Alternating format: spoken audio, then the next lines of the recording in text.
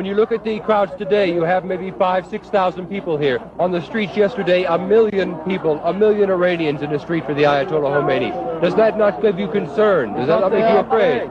Because they are afraid, yeah, that's right. And most of the people don't say anything because they are afraid. And they are in silence, you know, they don't say anything. Is this the silent majority of Iran out here now? Yes, that's right. Do you want the Shah to return? Yes, Shah, return to the country. What about you, Shah?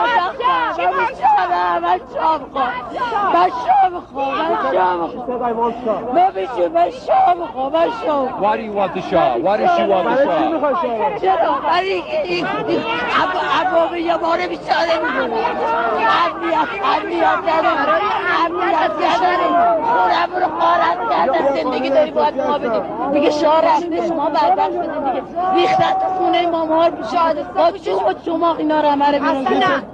ما شاه میخوایم ما بیچاره این شادی کشتنش حلاله کجای قرآن گفته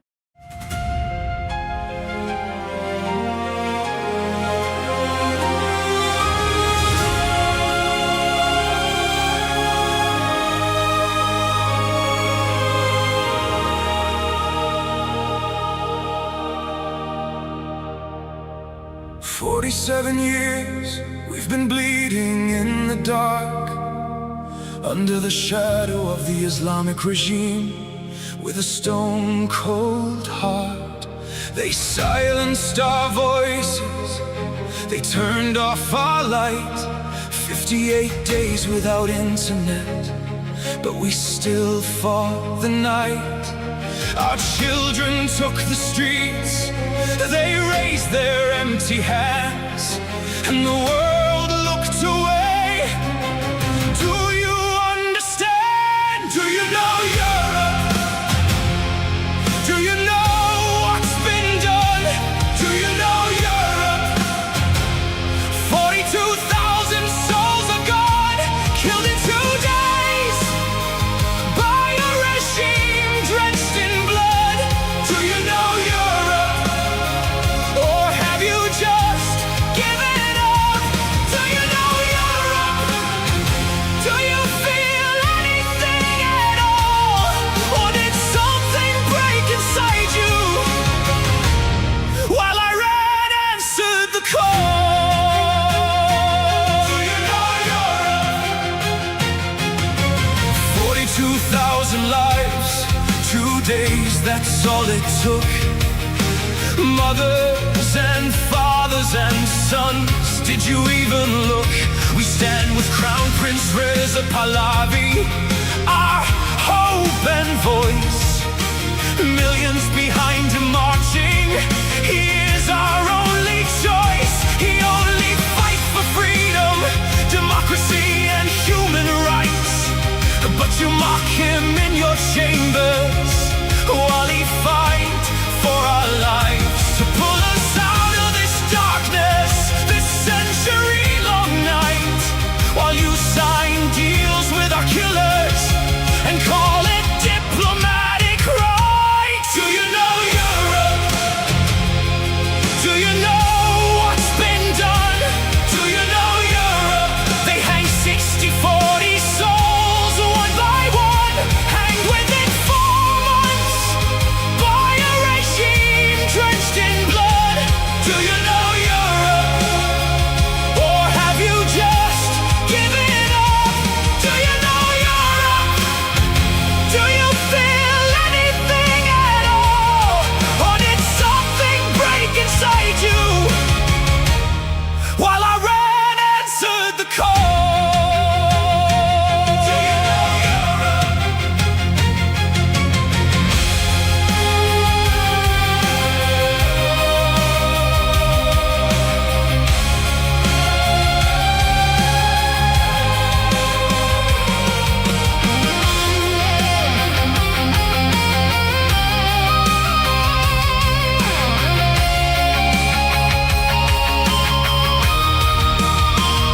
What happened to you, Europe?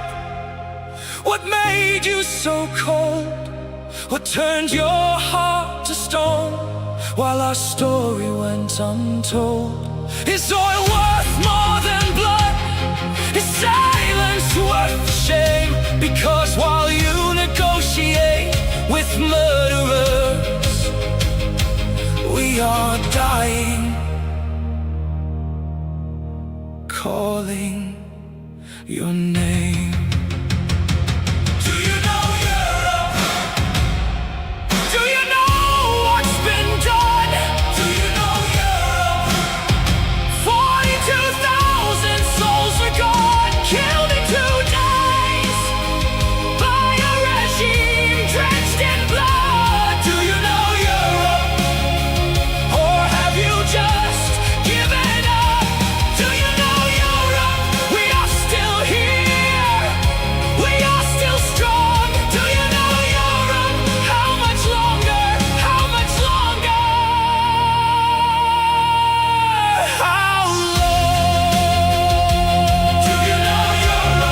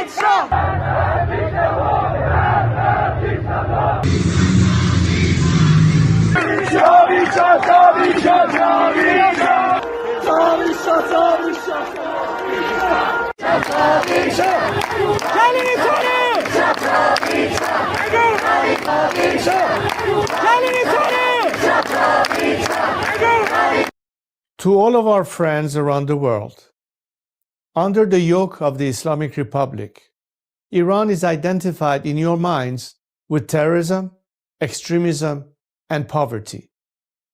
The real Iran is a different Iran, a beautiful, peace-loving, and flourishing Iran. It is the Iran that existed before the Islamic Republic, and it is the Iran that will rise again from its ashes the day the Islamic Republic falls. So let me be clear about how a free Iran will act towards its neighbors and the world after the fall of this regime. In security and foreign policy, Iran's nuclear military program will end. Support for terrorist groups will cease immediately. A free Iran will work with regional and global partners to confront terrorism, organized crime, drug trafficking, and extremist Islamism. Iran will act as a friend and a stabilizing force in the region, and it will be a responsible partner in global security. In diplomacy, relations with the United States will be normalized, and our friendship with America and her people will be restored. The State of Israel will be recognized immediately. We will pursue the expansion of the Abraham Accords into the Cyrus Accords, bringing together a free Iran, Israel, and the Arab world. A new chapter will begin, grounded in mutual recognition, sovereignty, and national interest. In energy, Iran holds some of the largest oil and gas reserves in the world. A free Iran will become a reliable energy supplier to the free world. Policymaking will be transparent. Iran's actions will be responsible. Prices will be predictable. In transparency and governance, Iran will adopt and enforce international standards. Money laundering will be confronted. Organized corruption will be dismantled. Public institutions will answer to the people. In the economy, Iran is one of the world's last great untapped markets. Our population is educated, modern, with a diaspora that connects it to the four corners of the world. A democratic Iran will open its economy to trade, investment, and innovation, and Iran will seek to invest in the world. Opportunity will replace isolation. This is not an abstract vision. It is a practical one, grounded in national interest, stability, and cooperation. To achieve this, now is the time to stand with the Iranian people. The fall of the Islamic Republic and the establishment of a secular, democratic government in Iran will not only restore dignity to my people, it will benefit the region and the world. A free Iran will be a force for peace, for prosperity, and for partnership.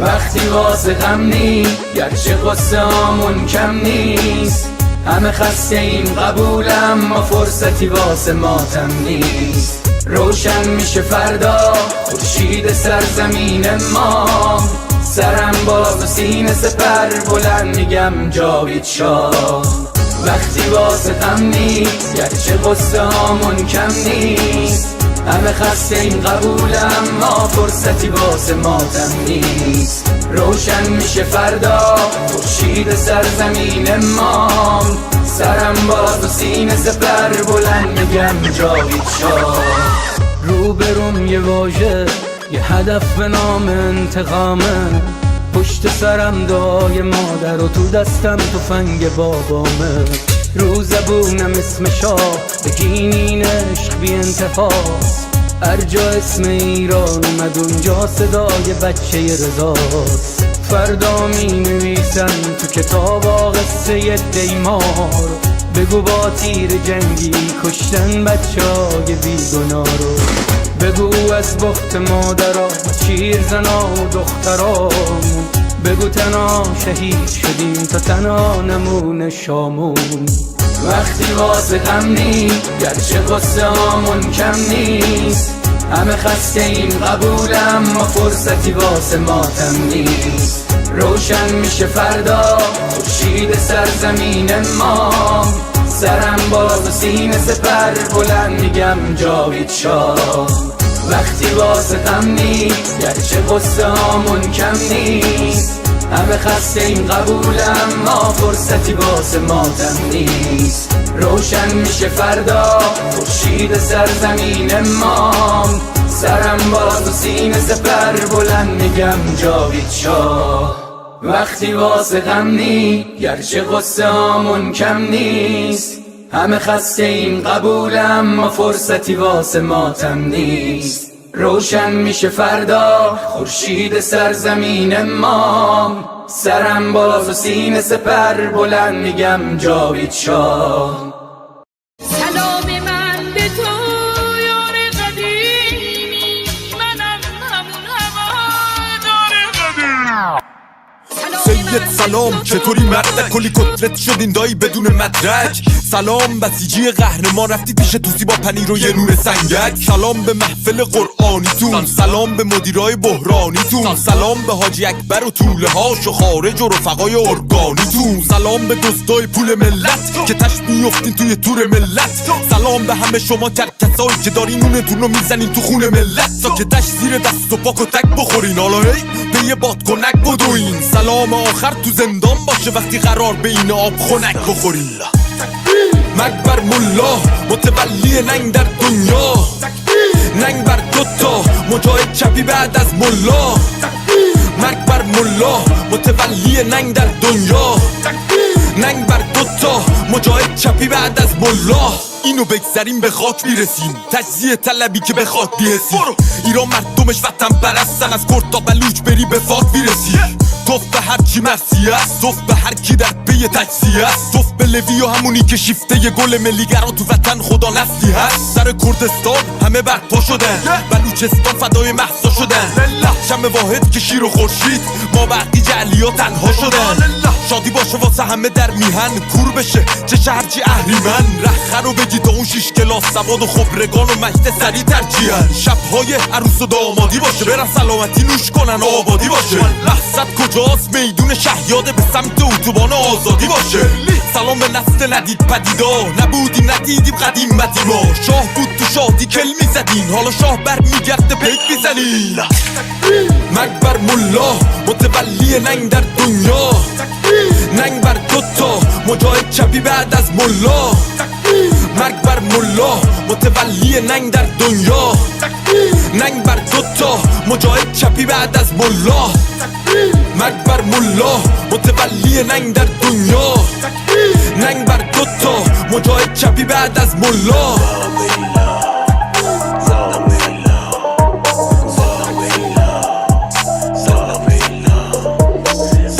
اگه به این خوشگلی با نوایده بود اسم این مشخواهن رو توش بیاریم ولی خب لازم بود دیگه فکر کنم با نوایده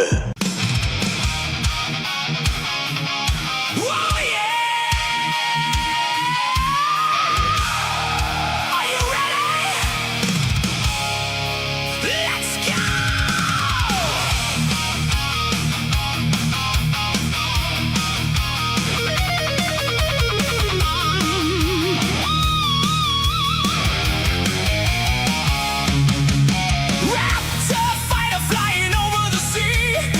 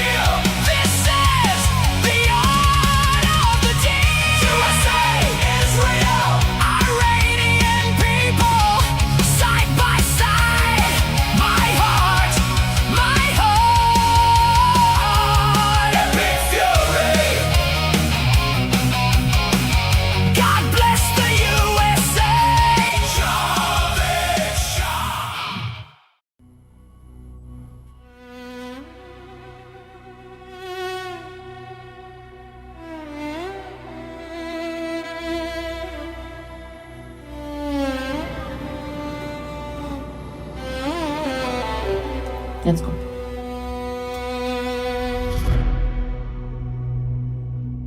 میخوام بگم از دلم، از عشق به این میهنم، به امید روز شکست دشمن شاه برمیگرده به وطن.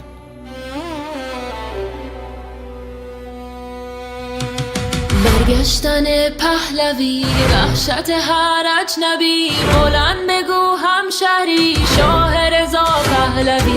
نظام رسیده پرتگاه، بلند بگو جاوید شاه. برگشت شاه به میهن، دوای درد وطن. این آخرین نبرده، پهلوی برمیگرده. داره میاد پهلوی، زجه بزن سید علی، راه نجات وطن. پهلوی هموطن، ایران میشه گلستان. شاه که بیاد به ایران، ایران که شاه نداره، حساب کتاب نداره. آخون باید گم بشه، توپ تانک فشفشه. گم شو بیرون اجنبی، داره میاد پهلوی. فریاد بزن جاوید شاه، شعار هر وطن ها.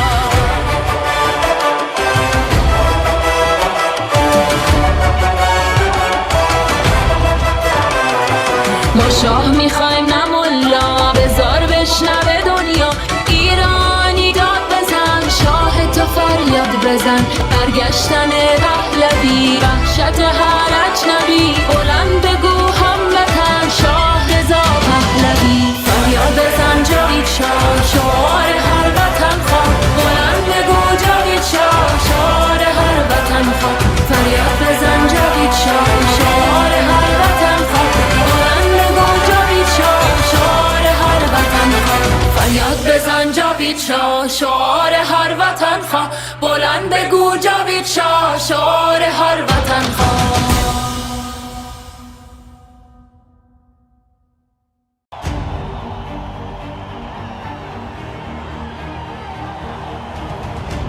Look at us here today. We see so many flags representing so many nations. We know we are not alone, and we thank you for being with us. For all people around the world who stand today in unity with the Iranian people, this is not just because it's good for us, and you do it out of compassion and care for our rights to liberty and justice and equality and human rights. But understand that it is in your best interest too, to have, unlike this regime that has been propagating terror and radicalism, we the people of Iran are peacemakers and not warmongers. We like to be friends, especially with the free world.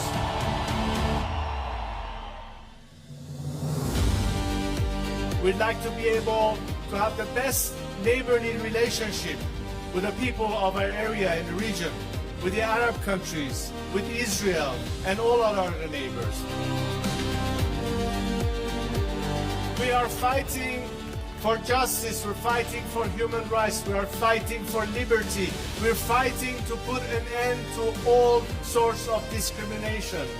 Because as an Iranian, I stand here to tell you that I've dedicated 47 years of my life because I think that my country deserves far better than what we have right now.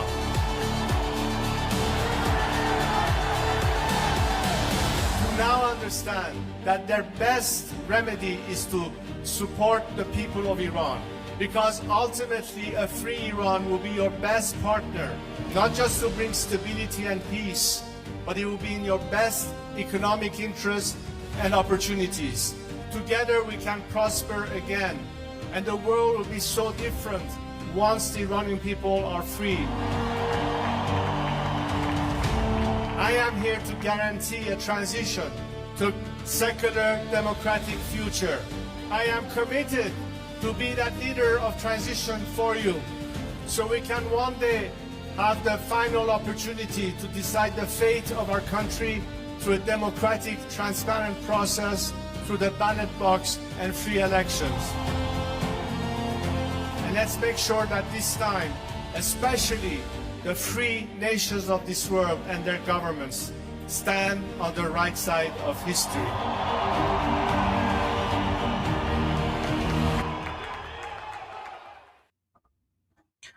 Well, Durud Patriots, good morning, good afternoon, good evening, wherever you are. Welcome to a later edition of day 148 of Iran Revolution Live with your wonderful and amazing host, Mr. Armin Navabi. And your wonderful and amazing host, Goldie GHAMARI. Thank you. Armin, I would ask how you're doing today, but I have a feeling I kind of know the answer, but I'll ask anyway. How are you doing today? I'm feeling optimistic because of recent posts by President Trump, but I'm also dealing with a lot of messages from inside Iran. I'm really nervous, thinking that there's a deal that has been signed, and I'm trying to go through so many messages telling them there is no deal, no deal has been signed. It hasn't even begin towards moving towards the deal being signed. Like, guys, read the post, read exactly what is happening. This is not at all what you think it is. I mean, at least not yet. And the blockade is still there. The red lines of the United States is still there. The red lines of the Islamic Republic is still there. But I don't know, Goldie, how are you feeling?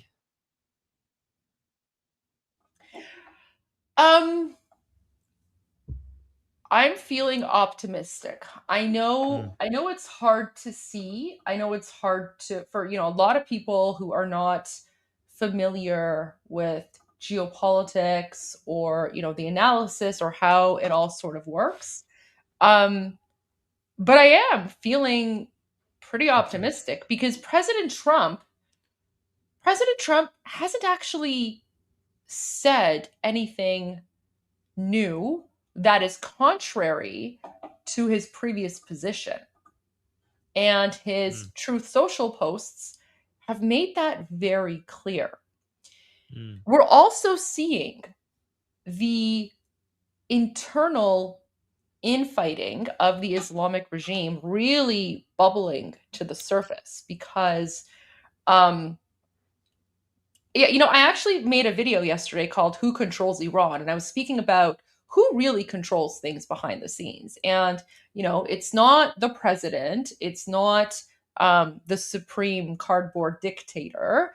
And, you and I, we've talked about this before by showing the boom, boom, bingo sheet.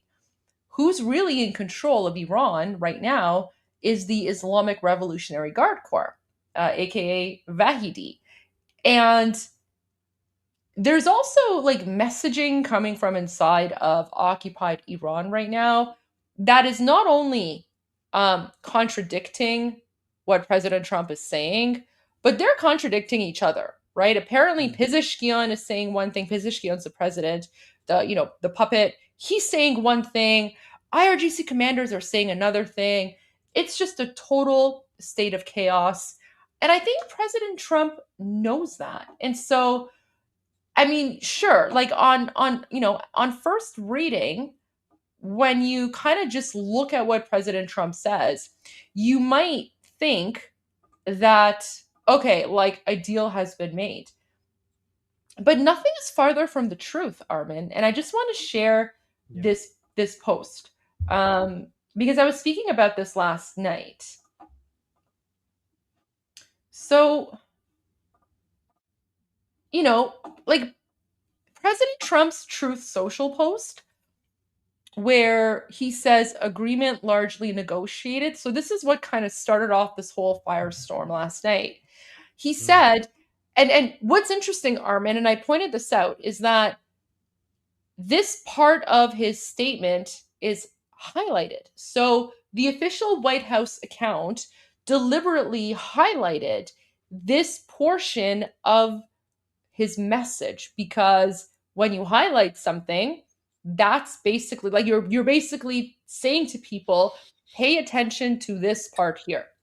So when we look at what the highlighted part reads, it says, an agreement has been largely negotiated subject to finalization between the United States of America and the Islamic Republic of Iran.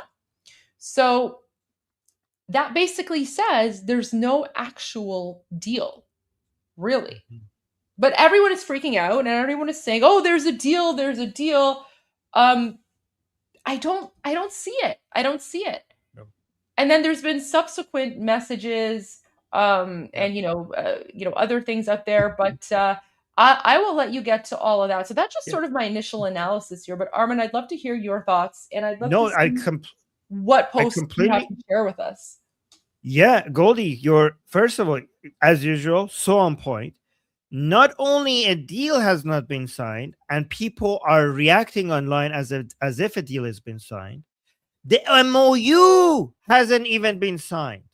Not even the MOU has been signed. The announcement is that we're at the final stages of signing, which means it hasn't been signed, an MOU that is supposed to then create a time period that maybe we're going to get to a deal which both sides have still not even budged even a little bit on the red lines. Not even a bit.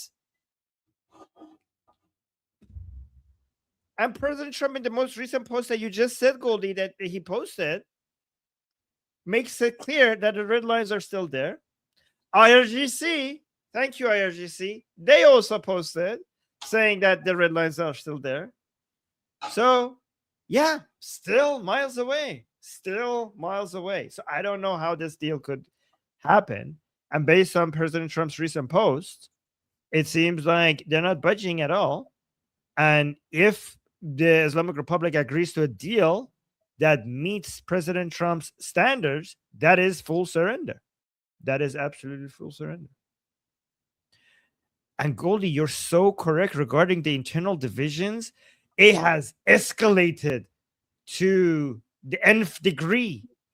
Kamran Ghazanfari, which is a member of parliament within the Islamic Republic, he's not very important, but what makes it important is that IRGC posted this video of Kamran Ghazanfari coming out and saying what to the government, meaning Pezeshkian, why did you accept a ceasefire without the permission of Mujtaba? Why did you threaten our supreme leader that you will resign if he doesn't give in to your request for being flexible with the Americans? Why are you being an obstacle in the Islamic Republic's path to respond harshly to Israel? Why did you say that if they attack American navies, you will resign? And interestingly, why has Abbas Araghchi provided the signal to the Americans to assassinate Ali Khamenei? Huge accusations by IRGC against Abbas Araghchi, saying Abbas Araghchi put out the signal out there to the Americans to come and assassinate Ali Khamenei. What? Yeah. Okay, you know what? This was like, the craziest day. And honestly, like I've been sort of away from media and news for a while because I was attending a summit. Happy to talk about that a little bit later. But literally, the day that I'm not monitoring the media, all this crazy news comes out. Okay, spill the beans. Share. Where are these posts? Oh, okay. So here's the. I want to see the Araghchi accusation. I mean, it's 8 minutes of video, but let me give you. I'm good with that. I think you need to translate this for us. Like, we need Armin GPT right now. Okay. So, guys, this is a member of parliament, and at first, when I saw it, I was like, okay, who the hell is El Ghazanfari? He's not important. But then Murad Vaisi said that this video is actually very important because even though Ghazanfari is only a member of parliament, the video was released by IRGC, which makes this not very importantly, seemingly important person all of a sudden very important, because that means that this is the official position of IRGC. When did Murad Vaisi say that? earlier today. Oh my gosh, I have missed so much news. Wow. Oh my gosh. This is big. Yes. Okay, so now you have to translate this video because this is critical. Guys, you are about to get the insider analysis into what's really happening within the Islamic regime. And you're not going to get this in the mainstream media. Oh wow. Okay, yes. Okay.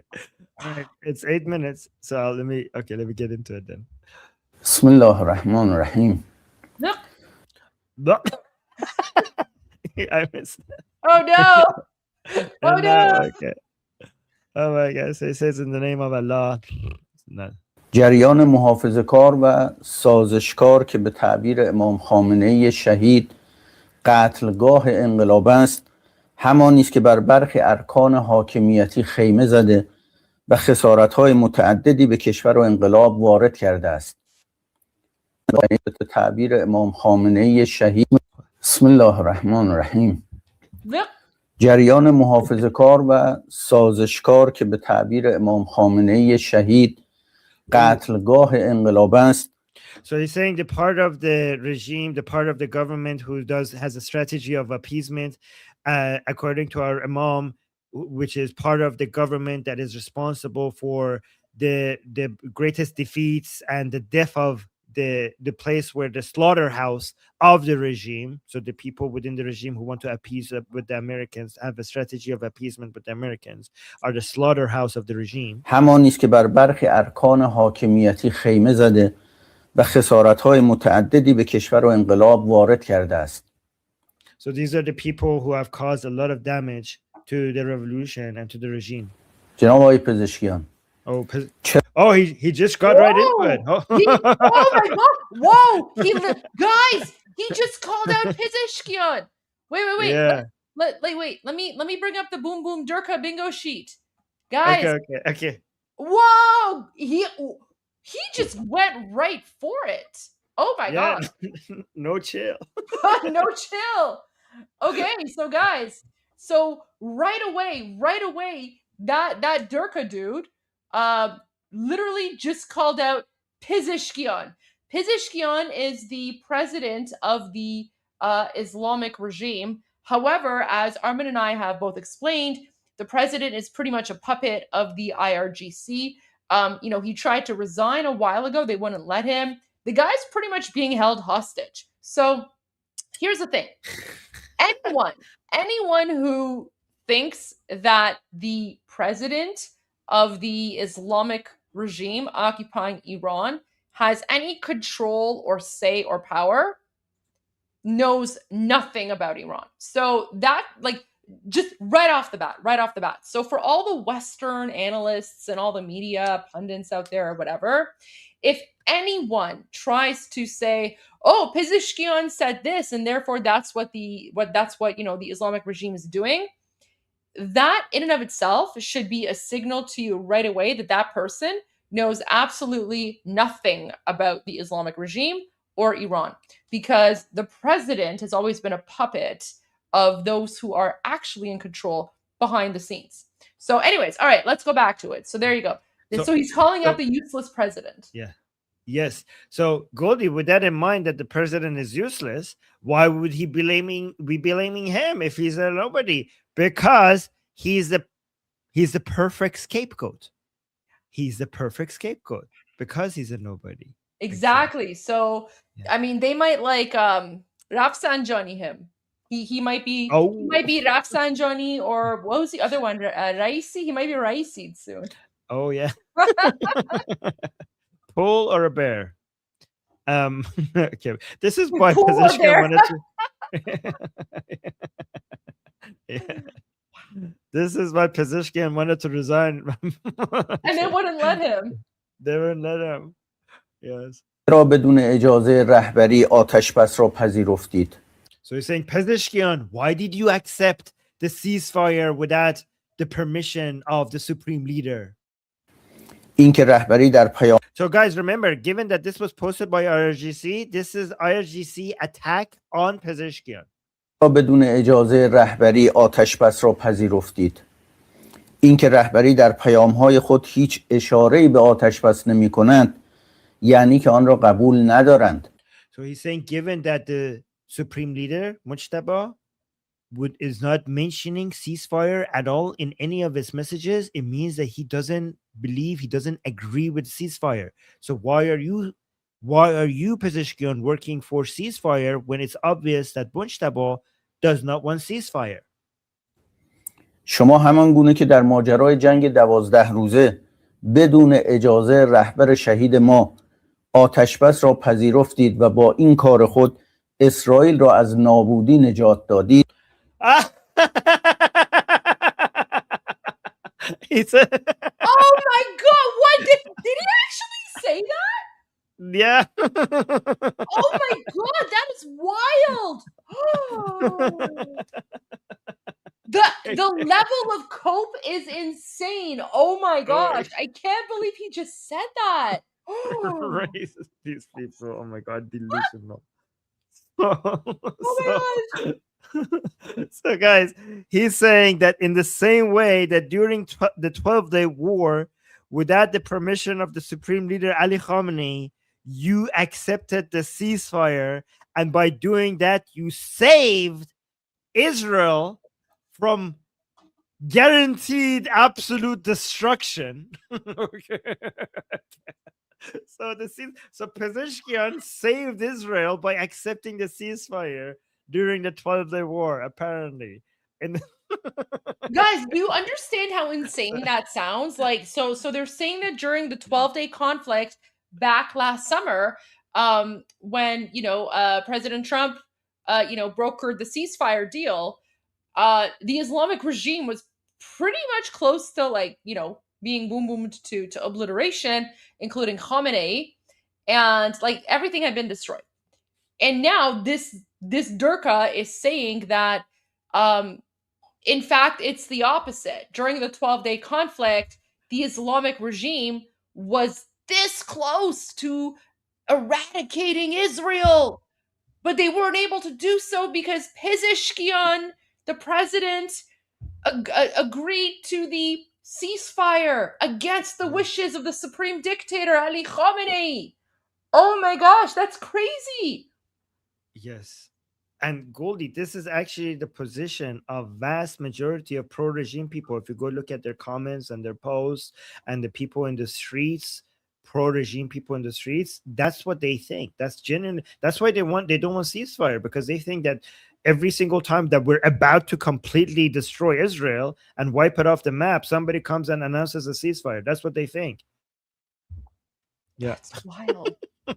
Oh my God. And this requires another delusion as well. It also requires believing that the IRGC wanted to continue, but because Pezeshkian said stop, the IRGC are like, well, Pezeshkian told us to stop, so we had to stop. As if the IRGC waits for the commands, as if the IRGC ignores the commands of Ali Khamenei and says, well, Pezeshkian said so, so we are forced to stop now. That's the insane part of this, right? Like they're literally pretending as if Pezeshkian had more authority than Ali Khamenei. Ali Khamenei. Oh my God. Oh my God. Okay. این بار نیز با پذیرش آتشبس آمریکا و اسرائیل را از زیر بار ضربات خرد کننده موشک‌ها و پهپادهای ما نجات دادید.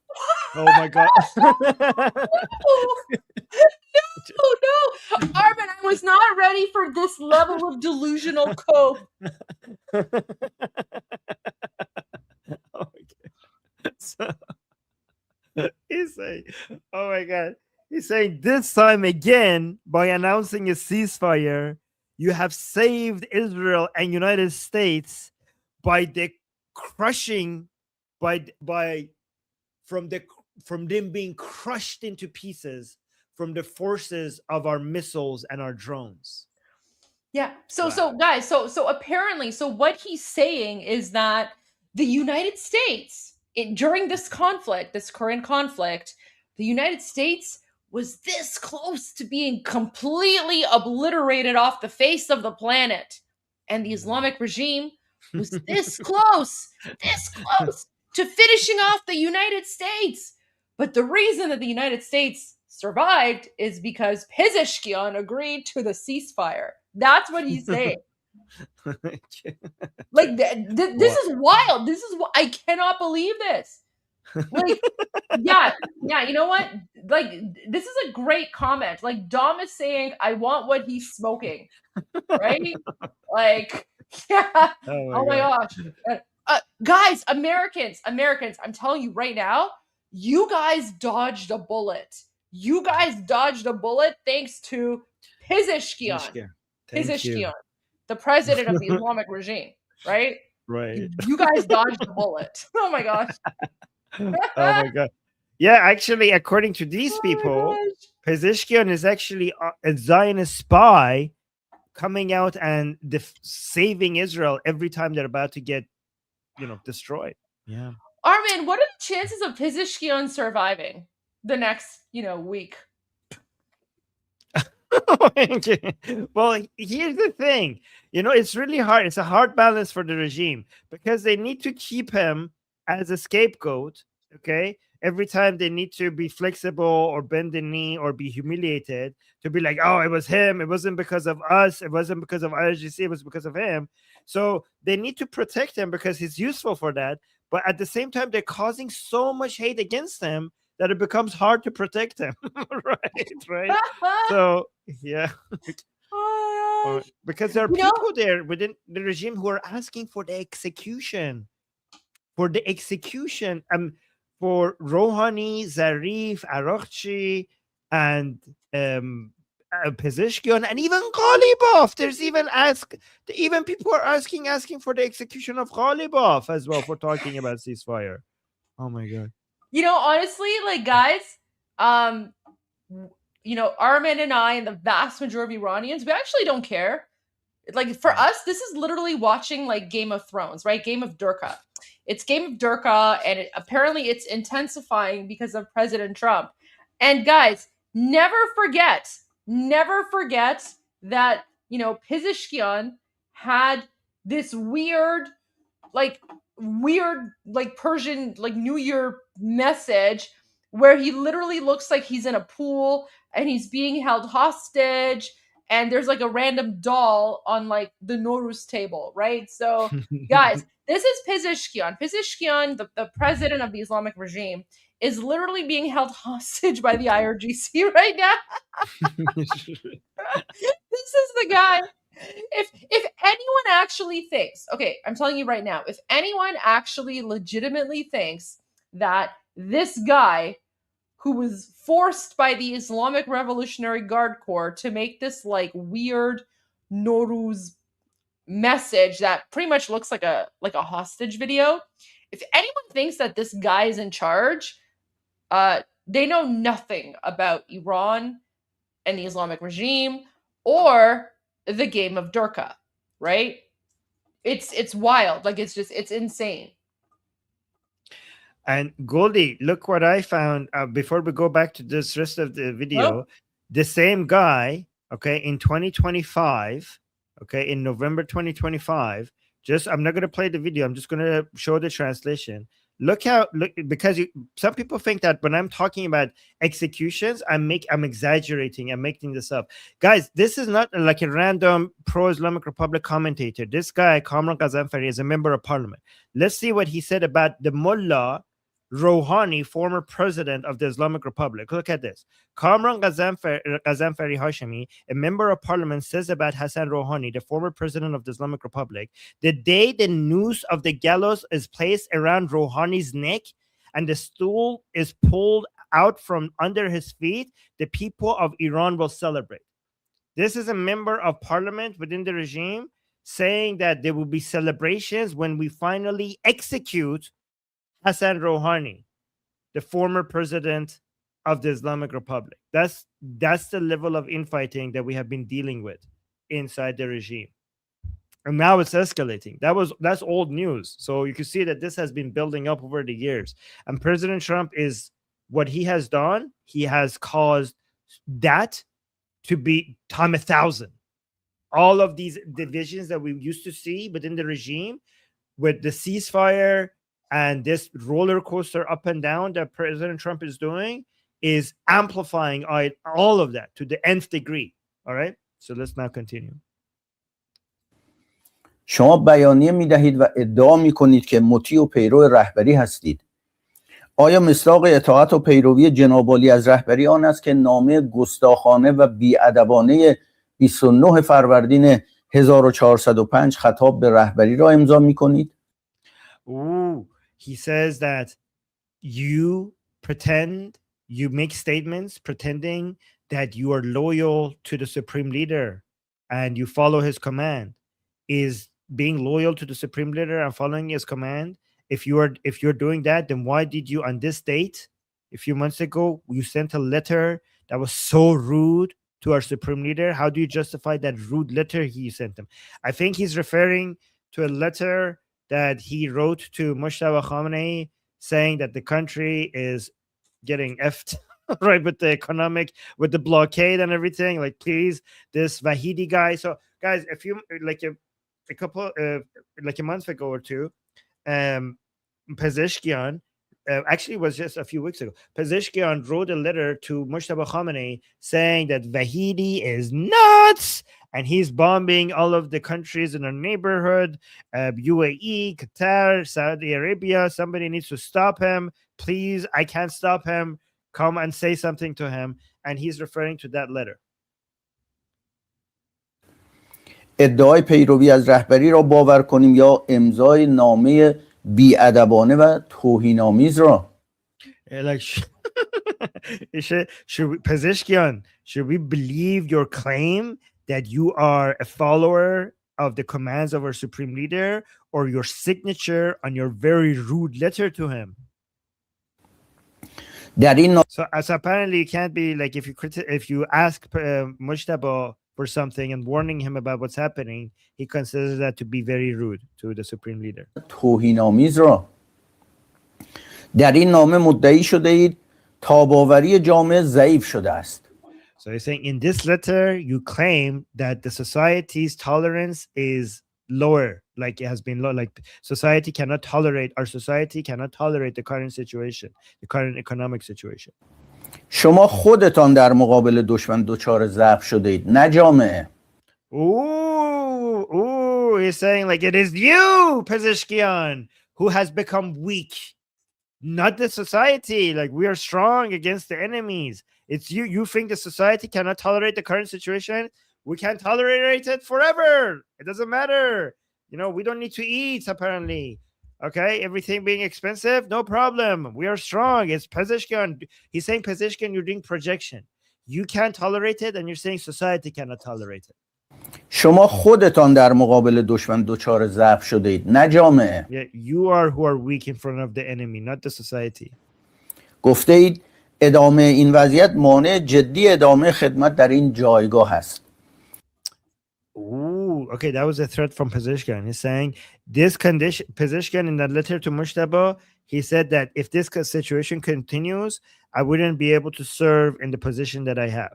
So that's like a threat of resignation. So that's the part he thinks is rude, because it's like a threat of resignation. یعنی تهدید میکنید که در صورت ادامه جنگ استعفا خواهید داد. Oh, he had the same interpretation that I had.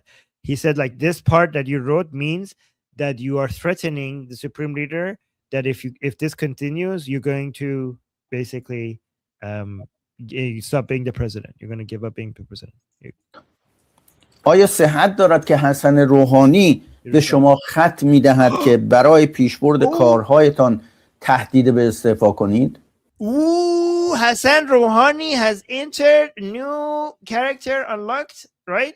So guys, Hassan Rouhani was the former president of the Islamic Republic. So this is the guy that the pro-supreme leader, pro-regime people hate the most. And we anti-regime people also hate the most, to be fair, right? So Hassan Rouhani is this guy. I can't remember him. What? Oh my God. Hassan Rouhani has achieved the impossible, well, not that impossible.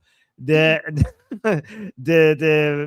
rare position of being hated the most by both anti-regime Iranians and pro-regime Iranians.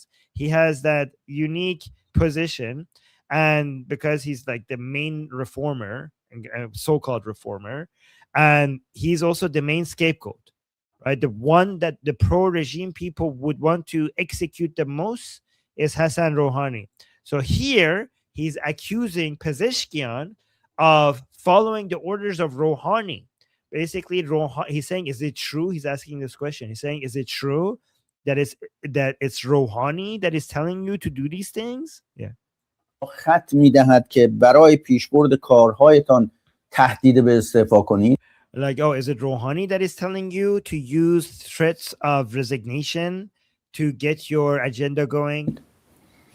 گفته اید افکار عمومی انجام مذاکرات را بخشی از عقلانیت انقلابی در آغاز رهبری مبارک جناب عالی ارزیابی می‌کند.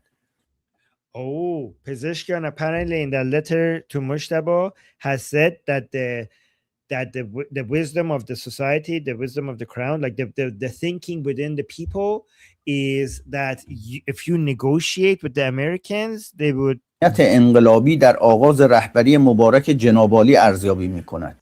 افکار عمومی انجام مذاکرات را بخشی از عقلانیت انقلابی در آغاز So he's saying Pezeshkian apparently told Mushtaba in his letter that the crowd, the society, the wisdom of society right now in Iran would perceive him, if he negotiates with the Americans, well, he doesn't say American, just if he does negotiations, they see that as the wisdom of the supreme, the revolutionary wisdom of the supreme leader.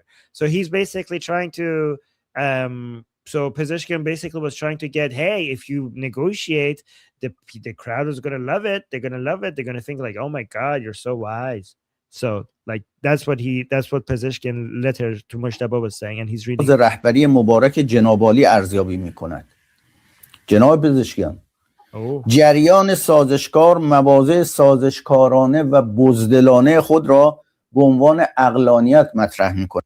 Ooh, he's saying, Mr. Pezeshkian, the appeasement side, like the side of the appeasement movement, like basically the people who want to negotiate with the Americans and let them survive, the appeasement movement, they always try to sell their strategy of appeasement and cowardice as wisdom. That's what they always do. Your side, basically. و نیروهای انقلابی را تندرو و افراطی می‌نامد. Oh, and your side you labels the revolutionary side as radicals. Like your side calls the revolutionary side, which is him, radicals. امام شهید ما گفته بودند ترسوها حق ندارند از عقلانیت حرف بزنند. I'm sorry. No, oh, it's no. okay. I'm so sorry. Oh no, I just interrupted with a. Oh my God, what? Sorry. Oh my gosh. No, that's good. That's good. It's crazy. Yeah. He's saying our martyred Imam Ali Khamenei had already said that cowards have no right to speak about wisdom. So, oh my God. Oh my God. میدان را خالی کردن اسمش عقلانیت نیست. Emptying the battlefield is not wisdom. We have to basically, so guys, when they say field, they always mean battlefield. And when they say battlefield, they always mean IRGC. Okay. And they basically see the battlefield people as the true revolutionary people and the diplomats as the traitors. So he's saying emptying the battlefield is not wisdom. بعضی ها وقتی حرف از عقلانیت میزنن یعنی از دشمن بترسید. Some people, when they talk about wisdom, what they actually mean is to be scared of the enemy. They're trying to scare us of our enemies. آقای پزشکیان برخلاف ادعای See, guys, you see how many times he says آقای پزشکیان? Like he's like really attacking him. من بترسید. آقای پزشکیان برخلاف ادعای شما اکثریت مردم با مذاکره با شیطان مخالفند. Oh, guys, he's saying, Mr. Pezeshkian, unlike your claim, most of the people are against negotiating with the devil, meaning United States, saying the Iranian people would not agree negotiations with the devil. و شما می توانید این را در اجتماعات شبانه مردم در سراسر کشور از نزدیک مشاهده کنید. Like, and Mr. Pezeshkian, you could actually witness this if you come to the protest, the protest every night and talk to the people. You could witness that directly yourself. جناب پزشکیان، چرا علیرغم آنکه بارها و بارها توسط ترامپ تحقیر و تهدید شدید، اما باز هم همچنان به دنبال ادامه مذاکره با شیطان هستید؟ Okay, he said, Mr. Pezeshkian, why is it that after so many times of us being insulted and humiliated by Trump, you still are trying to negotiate with them and do a strategy of appeasement? تن دادن به مذاکره با شیطان، آن هم در زیر سایه تهدیدها. So, guys, when you hear shaitan is Satan. Whenever he says shaitan, that's it. So you can see now he's saying shaitan a lot. تن دادن به مذاکره با شیطان، آن هم در زیر سایه تهدیدهای مکرر ترامپ قمارباز و قاتل امام شهید ما. Oh my gosh. Trump قمارباز. These people are literally insane. Literally insane.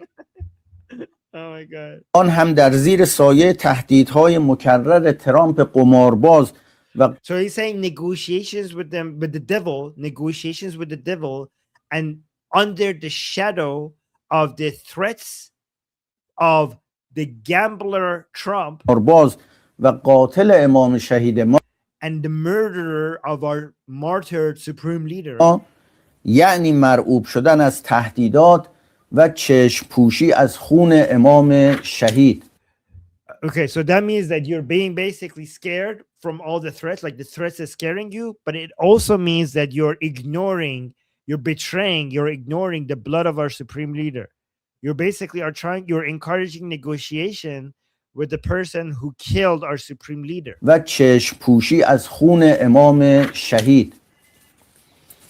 ادعا کرده اید حل مسئله تحریم ها بدون مذاکره درباره هسته امکان پذیر نخواهد بود.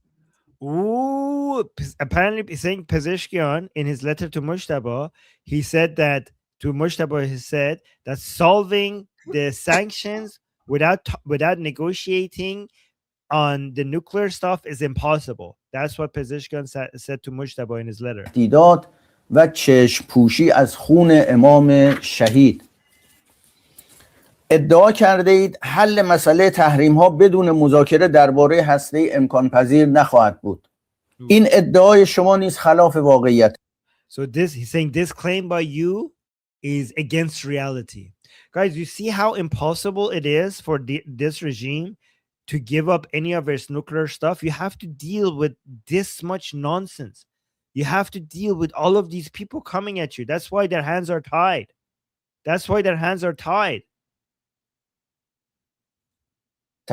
چرا که دولت حسن روحانی 2 سال با آمریکایی ها بر سر مسئله هسته مذاکره کرد و امتیازات بسیاری نیز در حد خیانت به کشور به آنها داد، اما نتوانست.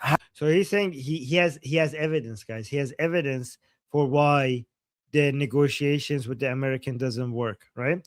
He's saying that Rouhani negotiated with the Americans for 2 years, and he gave the Americans so much that it was treason. Like there was a lot of treasonous points that he gave to the Americans, but even after all of that, he wasn't able to.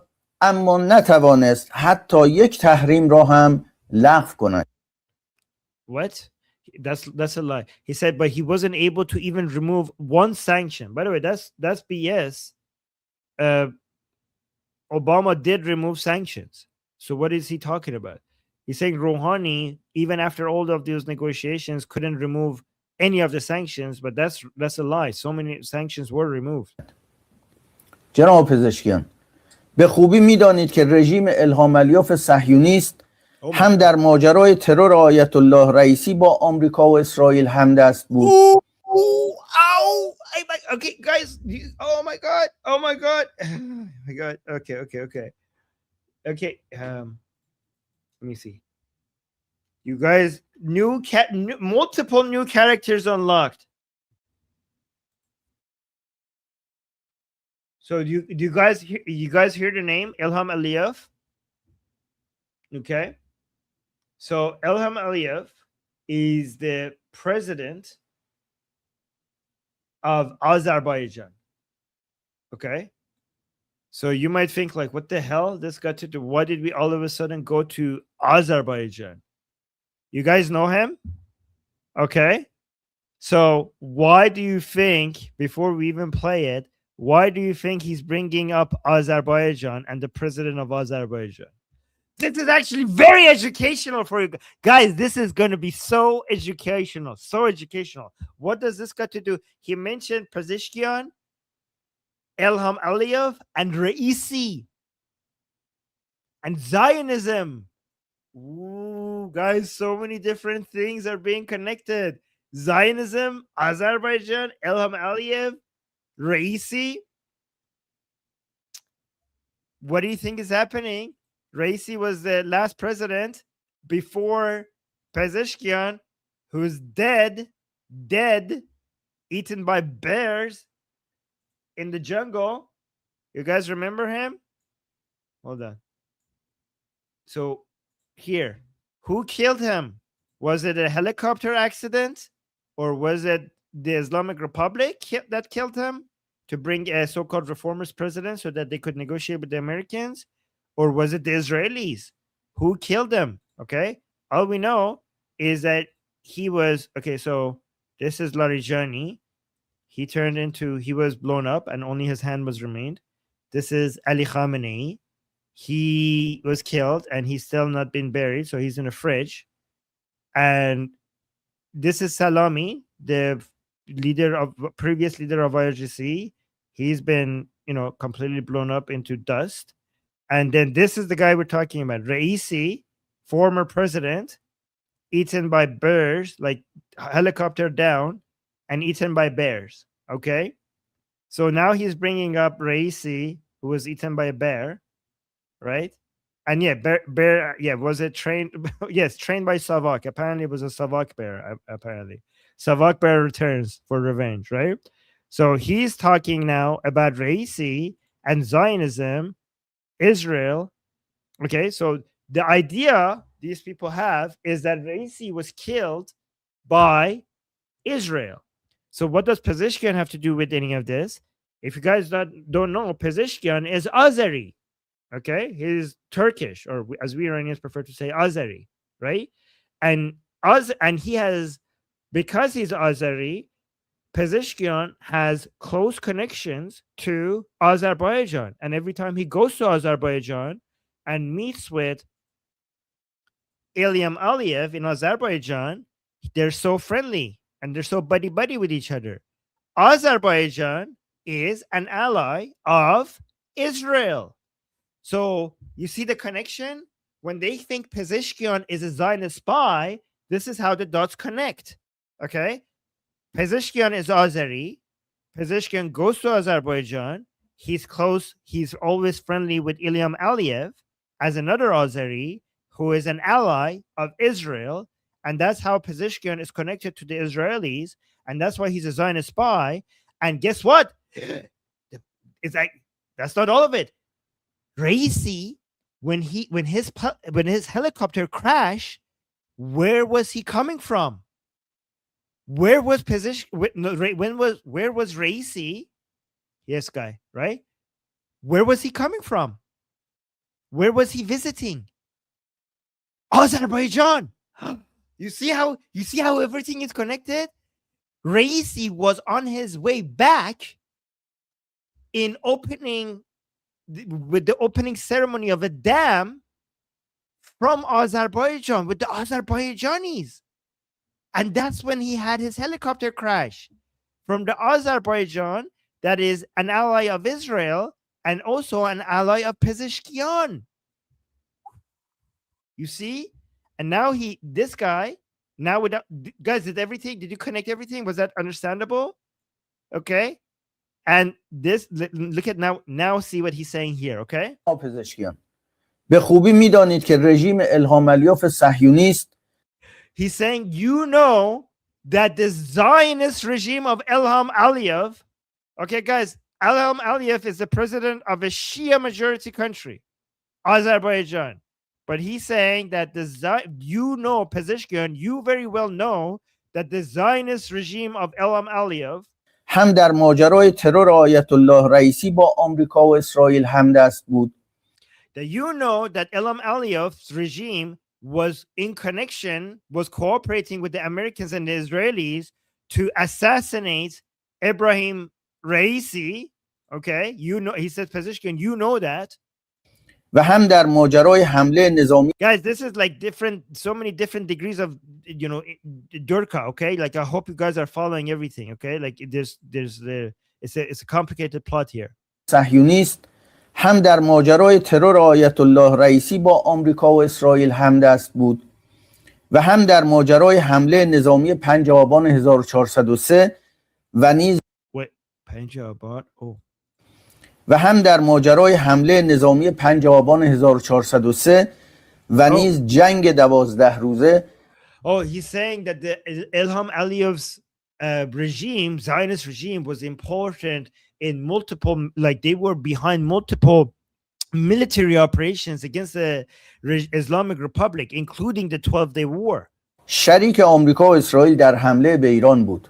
Like he's saying the Ilham Aliyev's regime in Azerbaijan, they were partners with the United States and Israel in their attack against Iran, as he says. اما چرا زمانی که نیروهای مسلح قهرمان ما میخواهند درس پشیمان کننده‌ای به باکو بدهند He's saying then why is it when our brave fighters, when our brave armed fighters want to punish Baku, like Azerbaijan, they want to make them regret and punish them severely in a way that they would regret? Why is it that when we want to attack Azerbaijan, جناب عالی جلوی این کار را گرفتید؟ Why is it that you, Pezeshkian, stop that from happening? چرا Yeah, this is 7 degrees of Durka. Exactly, 7 degrees of Durka. بعد از آن که رهبری نظام چند روز پس از آتشبس تحمیلی و نقض مکرر آن توسط رژیم صهیونیستی در تاریخ 23 فروردین 1405 دستور یک حمله نظامی کوبنده به اسرائیل را صادر کردند و گفتند آنچنان So he's saying, why is it that after the ceasefire, after the humiliating ceasefire, when the Americans and Israelis were violating the ceasefire and we were about to attack, دستور یک حمله we were about to attack in response, نظامی کوبنده به اسرائیل را like a strong response, like an enemy destroying response, صادر کردند و گفتند آنچنان اسرائیل را بزنید که تا کنون نخورده باشد. صهیونیستی در تاریخ 23 فروردین 1405 دستور یک حمله نظامی کوبنده به اسرائیل را صادر کرد. So there was an order to attack Israel in a very devastating way. و گفتند آنچنان اسرائیل را بزنید And the order was to hit Israel so hard که تا کنون نخورده باشد. In a way that they have never been hit before. از اجرای این دستور توسط نیروهای مسلح جلوگیری کردید. Why is it that you stopped our armed forces from doing that attack? What the hell are you talking about? Pezeshkian has no power over the IRGC. و مانع از اجرای آن شدید. Like you stopped it from happening. چرا زمانی که 2 ناو جنگی آمریکایی وارد تنگه هرمز شدند He's saying, why is it that when 2 American Navy ships came into the Strait of Hormuz و سپاه پاسداران قصد انهدام آنها را داشتند and the IRGC was planning to destroy those ships, اظهار داشتید که در صورت انهدام ناوهای آمریکایی از ریاست جمهوری استعفا خواهید. He said, why is it that at that moment you said that if we destroy the American ships, you are going to resign from presidency? Why is it that you say that? داد. دشمن طی 2 سال پاسخ تهدیداتش علیه جان رهبر را نه در عمل و نه حتی در گفتار مسئولان ما دریافت نکرد. He's saying that oh guys, look at this. This is actually good. This is a good admission. پاسخ تهدیداتش علیه جان رهبر را نه در عمل و نه حتی در گفتار مسئول. So he's saying all of this. So he's saying our enemies, after all of this time, they haven't received any good response for attacking, for killing our supreme leader. Like not in the battlefield, and also not by speech. They haven't received what they should have been receiving. Like we haven't punished them. ما دریافت نکرد.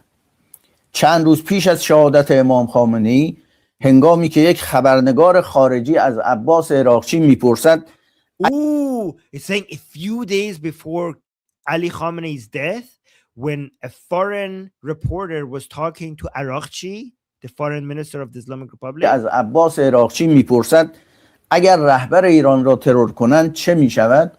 that foreign reporter asked Araghchi, what happens if they kill Khamenei?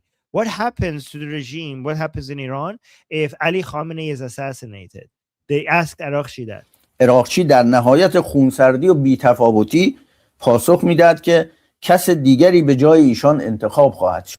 Like when that happened, when the question was asked, you guys know how Araghchi responded? He says Araghchi in complete calmness, he very calmly just responded by saying, we will pick someone else. We will pick another supreme leader. So he's offended by the fact that Araghchi made it seem like nothing will happen. We will just pick another supreme leader.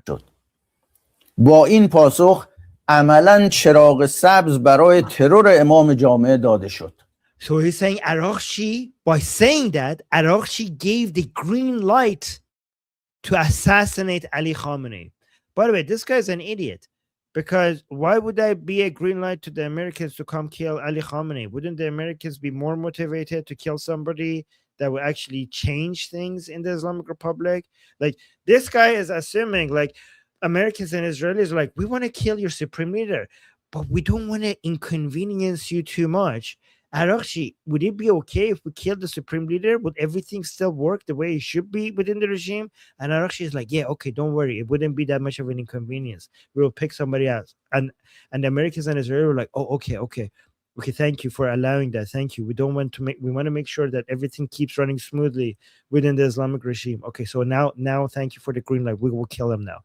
What is this analysis? He's saying Araghchi, by telling the Americans and Israelis that we're going to be okay, then that's what made the Americans and Israelis want to kill Ali Khamenei. This makes no sense. چراغ سبز برای ترور امام جامعه داده شد. ترامپ جنایتکار و قاتل امام شهید ما بارها تهدید کرده که رهبر جدید و دیگر مسئول جنایتکار و قاتل امام شدید ما. Oh my god. Okay, you have to translate that. Yeah, he's saying Trump, the criminal Trump, and the murderer of our martyred supreme leader. Oh, he's like Ali Khamenei. Ali Khamenei. Guys, the way he says it, like the reason why Goldie is like reacting to this is because it's so aggressive. It's like this vile, murderous, criminal, gambling murderer of our supreme leader, Ali Khamenei. That's how he's talking. You know what? All I can say to these like Durkas is, where was your Allah, buddy? Where was your Allah when President Trump boomed your supreme dictator and sent him to hell where he belongs? By the way, Armin, the funniest, I know it's a very serious situation. There's a lot of serious things going on. But, you know, whenever I want to cheer myself up, whenever I just want to feel a little bit better about the situation, I always remind myself that they still have not buried Ali Khamenei. Yes. He's still in the fridge.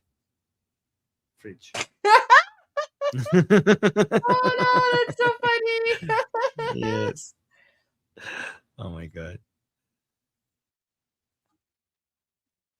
با این پاسخ عملاً چراغ سبز برای ترور امام جامعه داده شد.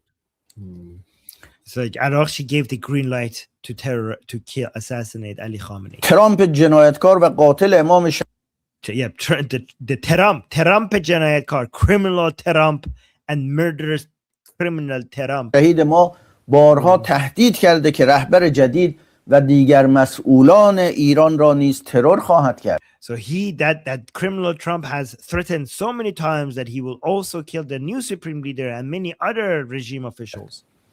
چرا یک بار توی دهان او نزدید و متقابلا او و سایر مقامات آمریکایی را He's saying, why haven't you punched him in the mouth already? Pezeshkian, why haven't you punched Trump قمارباز, why haven't you punched him in the mouth yet? بلن او و سایر مقامات آمریکایی را And the other officials within the United States, why haven't you punched them in the mouth either? تهدید به ترور نکردید. Oh!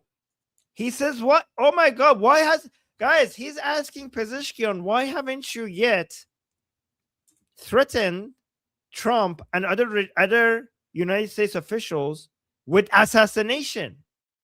He's saying that Pezeshkian had the responsibility of threatening Trump and other American officials with assassination. And why hasn't he done that already? Okay.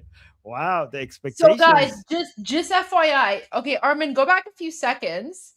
And where he says terror, guys, so when we say like terror nakardi or something in Persian, that's basically that means assassination. Exactly. Let's play this. ایران را نیز ترور خواهد کرد. چرا یک بار توی دهان او نزدید و متقابلا او و سایر مقامات آمریکایی را تهدید به ترور نکردید؟ تهدید به ترور نکردید. Why haven't you threatened them with assassination? اخیراً گفته اید اگر بخواهیم قایم شویم اصلاً چرا می جنگیم؟ Oh, saying Pezeshkian, you recently have said that if we want to hide, why are we even fighting? آیا این حرف شما کنایه به رهبری نظام نیست؟ Ooh, he's accusing Pezeshkian of making fun of Mushtaba because Pezeshkian recently came out and said if we're hiding, in bunkers and holes and shelters, like what's the point of this? If we're hiding, why are we even fighting? And this guy is saying that you are making fun of Mushtaba for hiding. Are you saying, are you making fun? Isn't this you making fun of our supreme leader? Wow, I mean, if the shoe fits. آیا قصد ندارید با این سخن خود رهبری را تحریک کنید تا در اجتماع حضور پیدا کنند تا آمریکا و Oh my God, تحریک نکن رهبر. He's like, he's saying, are you trying to, by saying these words, aren't you trying to get Mushtaba, the supreme leader, motivate him to come out from hiding so that the Americans and Israelis could kill him? Guys, this guy and IRGC basically now are accusing Pezeshkian of insulting the supreme leader for hiding so that he comes out with the motivation to get the Americans and Israelis to kill Mushtaba. He's accusing Pezeshkian of trying to get Mushtaba killed. Wow. صهیونیست‌ها جای ایشان را پیدا کنند؟ Oh, he's saying like, oh, انگلیس‌ها? The British as well? نیست؟ آیا قصد ندارید با این سخن خود رهبری را تحریک کنید تا در اجتماع حضور پیدا کنند تا آمریکا و صهیونیست‌ها جای ایشان را پیدا کنند؟ Oh, no, okay. اینکه آمریکا مرحله جدید حملات خود را شروع نکرده آیا جز این است که هنوز نتوانستند محل اقامت ایشان را پیدا کنند؟ Oh, guys, this guy has a theory. This guy, he's saying, he thinks that the only reasons why Americans haven't started military operations yet again is because they haven't yet found where Mushtaba is. And he's saying Pezeshkian is trying to bring him out so that the Americans and Israelis could go back to boom boom. Because that's the only thing that is missing according to this guy's theory. Look at this. Oh, Dominic's saying, damn, this is straight up Durka Goodfellas. Guys, where else do you learn this stuff at this level of detail other than Iran Revolution Live, huh? Okay. آنها میخواهند حملات جدید خود را مانند دور قبل با ترور رهبر نظام شروع کنند. And like, oh, he's saying the Americans and Israelis, they want to start the next round of their military operations again, start that by killing the supreme leader, just like they started right away the first one with killing the supreme leader. They also want to start this right away with killing the supreme leader, and that's why they haven't started, because they don't know where the supreme leader is, and you're trying to help them. جناب پزشکیان، آیا جز این است که در پشت پرده از حسن روحانی و جواد ظریف مشورت میگیرید؟ Like, is it true that from behind the scenes, behind the curtains, you're talking to Javad Zarif and Rouhani? Ooh. Guys, you can see how these people hate Rouhani and Zarif so much that they just, the mere suggestion that he's talking to them is a sign of betrayal. و آنها به شما خط میدهند که چه کار کنید و چه کار نکنید. He's saying, is it Rouhani and Zarif that is giving you orders on what to do and what not to do? موضعی بگیرید و چه موضعی نگیرید. And what positions to take and what positions not to take. کودتای دیماه گذشته زمین ساز حمله آمریکا و اسرائیل و ترور Guys, he's calling the Lion and Sun revolution in early January a coup d'etat. A coup d'etat? The coup d'etat was in 1979. The coup d'etat was you foreign invaders who overtook our country and turned it into an Islamic jihadi hellhole governed by Sharia law. You are the coup d'etat. The Iranian people are trying to free themselves from your Islamic jihadi coup d'etat. Oh my God. How the hell? Okay, he's calling it a coup d'etat.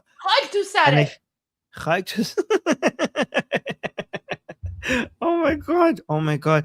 And guys, I think I know what he's going to say. He's going to say that the reason that Pezeshkian caused the economic situation in Iran to be bad so that it could be a spark for the coup d'etat in early January. He's calling the uprising a coup d'etat. And he thinks that, guys, we told you here on Iran Revolution Live that the opinions of pro-regime Iranians in Iran is that Pezeshkian on purpose made the economy in Iran fall the way it did as a way to cause an uprising, for the uprising to give legitimacy to the Americans and Israelis come and kill the supreme leader. And now they think that Pezeshkian is now doing the same thing, and that's the explanation behind the high prices, because he's now trying to create the situation where the Iranian people would do an uprising again so they could kill the next supreme leader. That's his understanding. Okay, I mean, that's the understanding of pro-regime Iranians. Look at this. چه موضعی بگیرید و چه موضعی نگیرید. Listen. کودتای دیماه گذشته زمین ساز حمله آمریکا و اسرائیل و ترور رهبری انقلاب بود. So he's saying the coup d'etat in early January was laid the foundations for the military operations by the American and Israelis and the martyrdom of our supreme leader Ali Khamenei. By the way, guys, we have a lot of a lot of super chats. I'm saying supreme leader so much. I said supreme chats. We have a lot of supreme chats, and we're going to be reading. Yeah, right after this is finished. آیا جز این است که سیاست‌های غلط اقتصادی شما باعث آشوب‌های اجتماعی شد؟ He's saying, isn't it not true that it was your policies that caused all of this chaos, which then led to the death of our supreme leader? در طی 2 ماه اخیر نیز توطئه گران کردن بسیاری از کالاها و خدمات مورد نیاز مردم از سوی برخی مسئولین دولتی به اجرا گذاشته شده.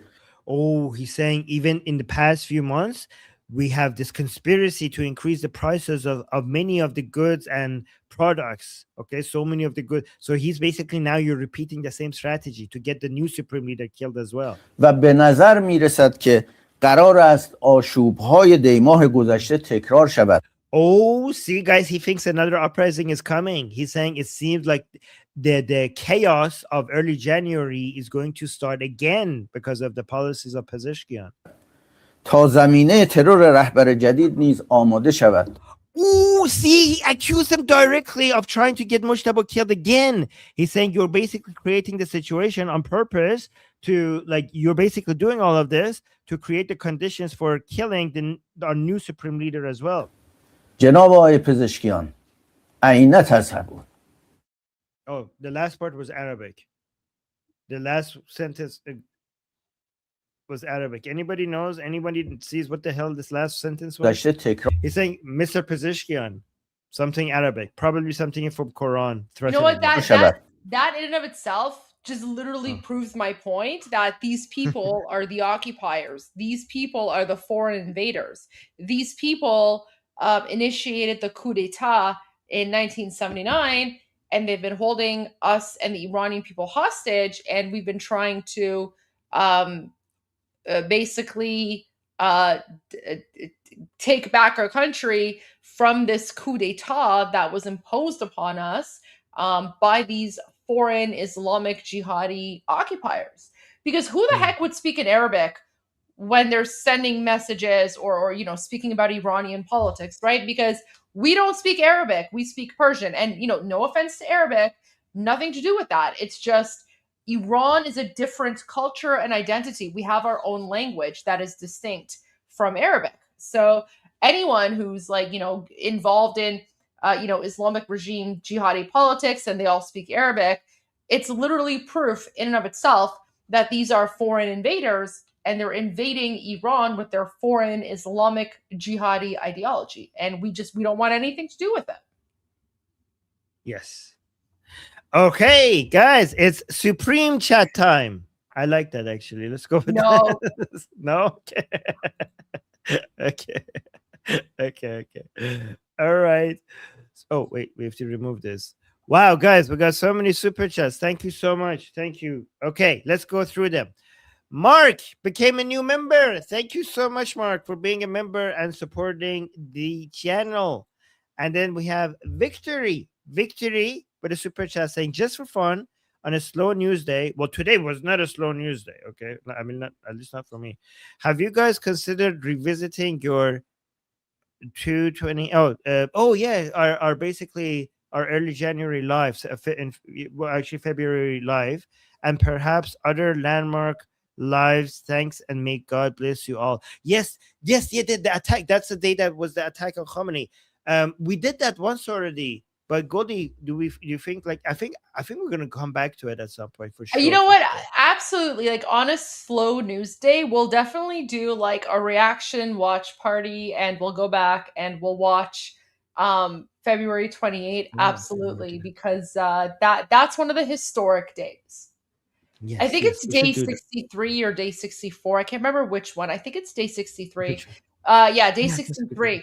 Absolutely historic. That's the one episode everyone needs to go and watch, because yeah, well, we've shown clips of it here and there, but yeah, at some point, if and when there's a slow news day, we'll go back and we will do a live watch party and a reaction party. Yeah, February 28th was the best. It was the best. And sorry, I read that wrong originally. But yes, one day that is slow day, I think that would be a good idea. And Goldie, also on another slow news day, we come to our discussion group too, right? Yes, of course. Yes. Would be happy to. Thank you. Okay, and then we have Hezi saying, I want to be the first today. Well, you were close. You were very close. You just missed it by one person. Well, no, Hezi was first on your channel. Oh, really? Oh, yeah, I think you're right. Oh, you were! Hezi, you were! Thank you. Okay, yes, you were. Okay, you made it. Thank you. First, getting us started. Okay, thank you, Hezi. Yes. So, see, Goldie sees everything. Goldie is aware of everything that is happening. Guys, remember, I was a politician and I was an international trade lawyer before that. So there you go. Yes. And then we got a generous super chat. Thank you so much from Nicholas saying, quick question, Goldie and Armin. Have you thought about reaching out to His Royal Highness Reza Pahlavi?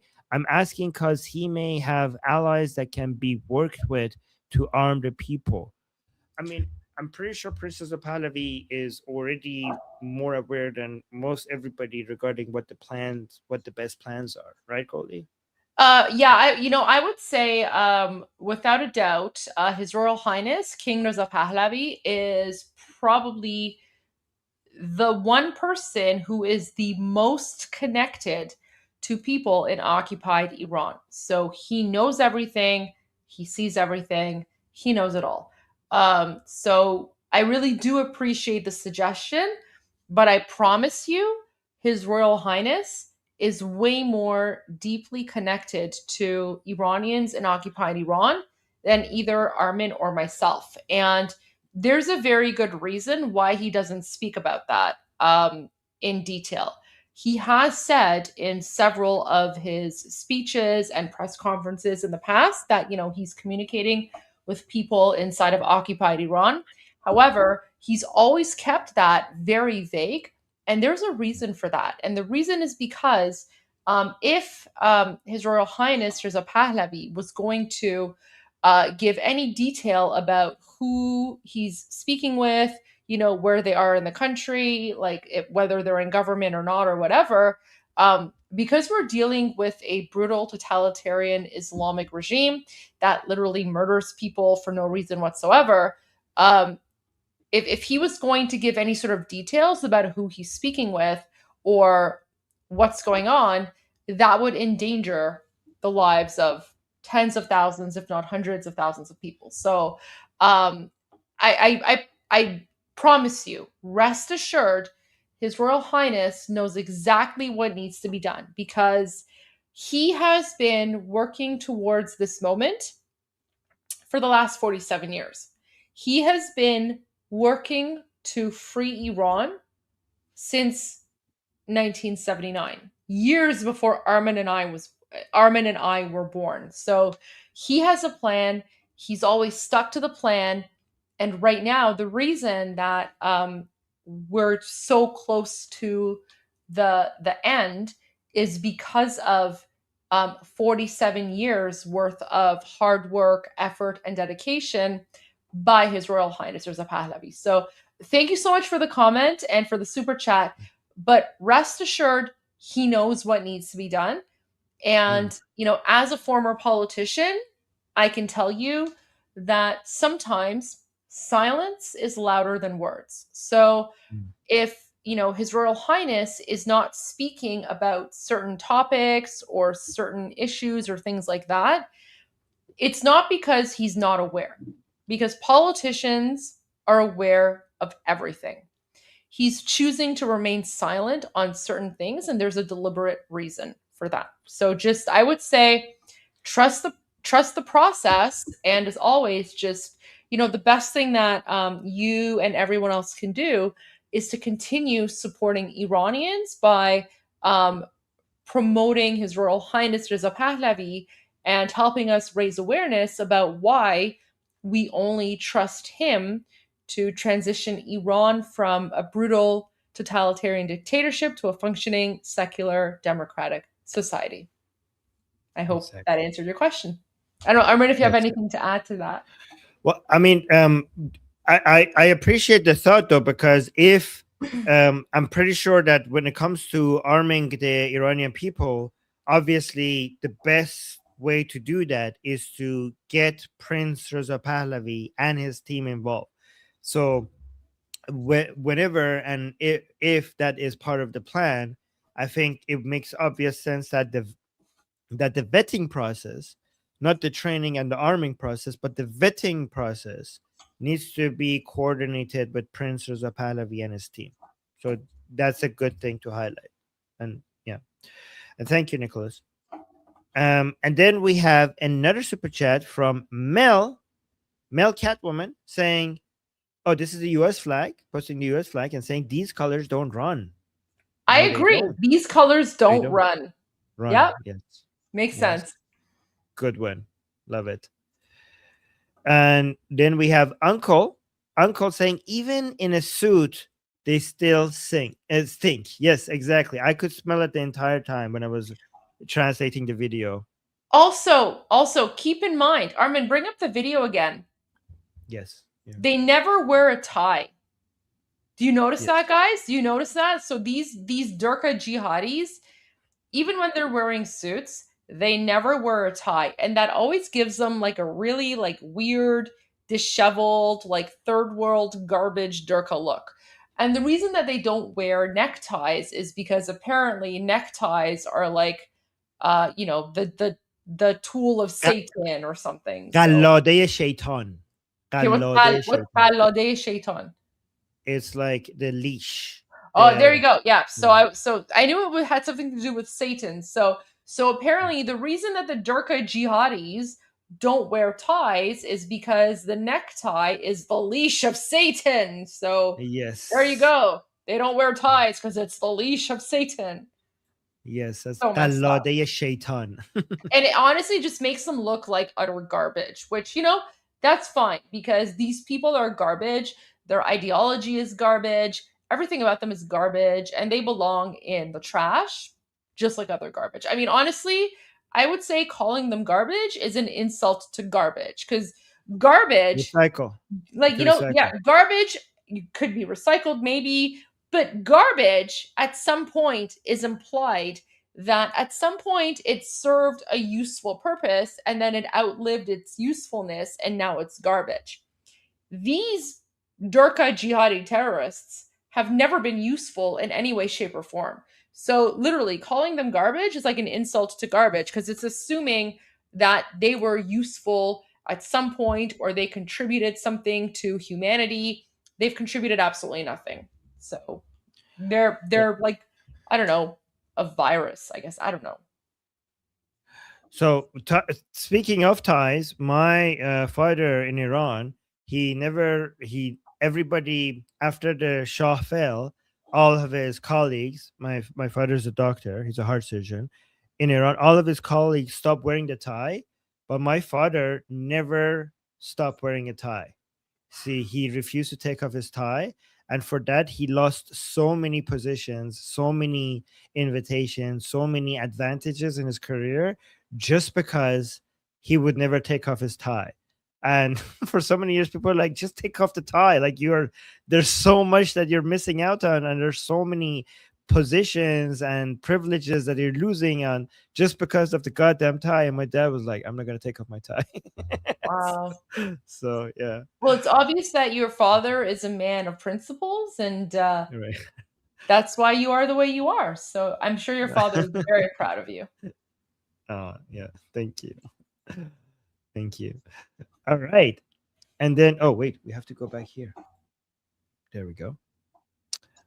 And then we have Checkmate Stallion saying, what do you guys think of FIFA banning the flag? Well, I mean, it's going to backfire. Well, let me actually read the rest and I'm going to tell you why. Okay, as crazy as it sounds, it's a great opportunity for Iranians to use the Islamic Republic flag against them by painting symbols to show the world. Hope it's the final nail in the coffin for IRGC.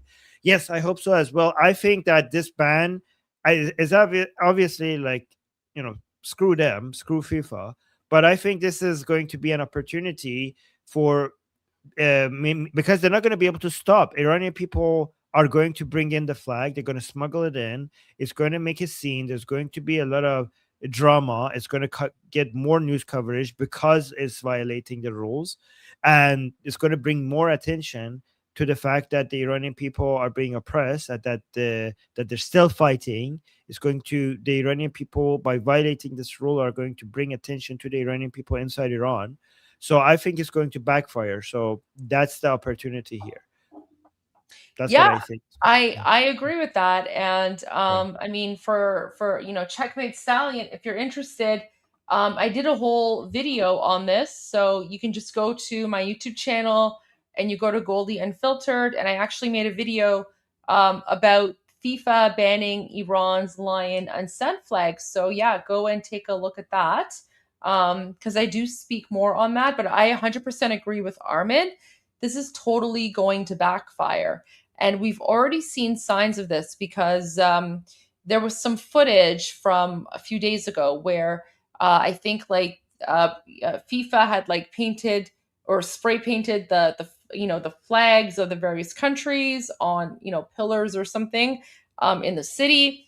And then one Iranian went and they found the Islamic regime flag of Iran, and they got rid of the Allahu Akbar Durka Jihadi emblem, and they replaced it with the lion and sun. So this has been a big deal because for us, the lion and sun flag, it doesn't just represent Iran. The lion and sun flag represents every single innocent Iranian who has been murdered by the Islamic regime. Actually, I saw an Instagram post earlier today, and I think I saved it. Let me just bring that up because I think that it was just such a beautiful artistic piece of work, and I want to share that with you because I think that just really really conveys the whole thing.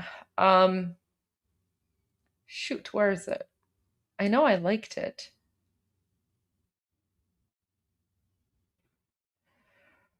Did I not save it?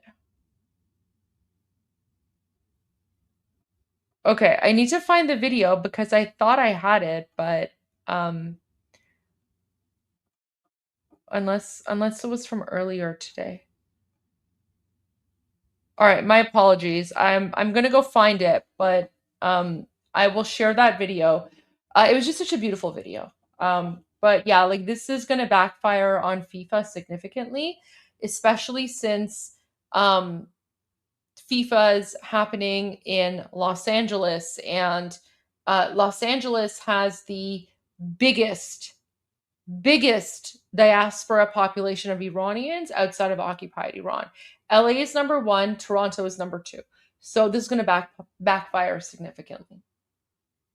Thank you. You're on mute. Oh, I was at first. Okay, so I said thank you to Checkmate, and now we have Dapper saying curse on the Safavids. A 5th time. We're keeping count. This is the 5th time we're cursing the Safavid, and I endorse this message. And thank you, Dapper. Thank you for the super chat, and thank you for your consistency. And then we have Kevin saying, so is Trump's goal to get the Iranian government and Iranian army to rebel and turn against the IRGC? Will the Iranian army ally with rebels against IRGC? So what we're seeing so far right now is internal division. Okay, the problem is, guys, the problem is that the army is not armed the way that the IRGC is, and the army doesn't get access to weapons unless they give them. It's not like they have their weapons, on hand and available to them, right? So the regime is also afraid of an army coup d'etat, so they keep them unarmed, they keep them defunded, they keep them unarmed, and any signs of conflict. So if the army is ever going to help the Iranian people, it will probably be at the final stages of the uprising. It's going to be hard for us to see any meaningful uprising of the army unless there's anecdotal and individuals where we are going to see that. We already have seen that of different army members turning against the regime, but a mass uprising by the army, given that they're not as armed and they don't have their weapons readily available, and the regime makes sure that they don't have their weapons at all times, makes it very difficult for the army to just come and attack the IRGC, right? And will the Iranian army ally with rebels against IRGC? Yeah, I mean, my guess, and also Murad Vaisi's guess, is that we can't rely, whether it happens or not, it might happen at the final stages of the revolution, and we need to rely more on kinetic military operations against the Islamic Republic, internal divisions within the regime, especially more hopefully internal divisions within the IRGC itself, and then hopefully also arming the Iranian people. That seems to be the strategy we're going with right now. By the way, Goldie, what do you think? Yeah, so I mean, so President Trump's goal is certainly not to get the Iranian government to rebel and turn against the IRGC, because the Islamic Revolutionary Guard Corps is what is keeping the current government in power. So the government and the Islamic Revolutionary Guard Corps are one and the same. What people are saying is that the entire system needs to be overthrown. Of course, we know that there are people within the Artish, the army, who have defected. They're waiting for the right time to rise up. That time has not come yet, because His Royal Highness Reza Pahlavi has said that the Iranian people need to stay indoors. They need to start preparing. They need to start getting ready. They need to do whatever they need to do to survive, in order to wait for his final call. So that's why you're not seeing the Artish, the Iranian army, come out yet, because His Royal Highness Reza Pahlavi has not made that final call. But to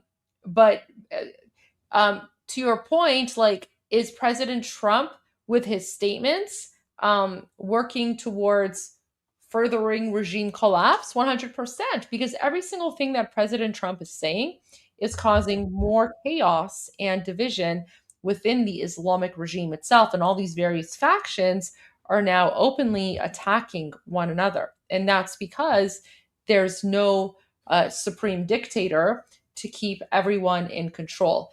The Islamic regime has pretty much become, like Iran has pretty much become occupied by a de facto military state, right? It's all martial law, and the Islamic Revolutionary Guard Corps controls everything. So that's sort of where we're at right now. But here's the thing: the Islamic Revolutionary Guard Corps, they control more than just the guns and the missiles. The IRGC controls the economy. They control the businesses, they control internet, they control the politicians, they control the media, they control everything. So people who think that the IRGC is just a paramilitary terrorist proxy group, they're not getting the full understanding or the full picture. The IRGC is like a state within a state. And now that the previous supreme dictator has been exterminated, the IRGC has pretty much become the state. And that's how you need to understand occupied Iran if you want to sort of get a better understanding of why you have various, politicians saying one thing, but then Islamic Revolutionary Guard Corps saying something totally different. Goldie, you have a really good way of summarizing these otherwise more complicated concepts in a way that is consumable for people who might not be as familiar with the topic. Like, it's a really, are you sure you're only a former politician and not a former teacher as well? Because you are really good at teaching these concepts to people. Well, thank you. I appreciate that. I think the reason I'm good at explaining these things is because when I was an international trade lawyer, tariff, dumping, subsidies, all that stuff, it's really complex. And so you have to find a way to explain that in a more nuanced way. So yeah, but I mean, if you guys want to know more about these things, I have a whole bunch of videos about it.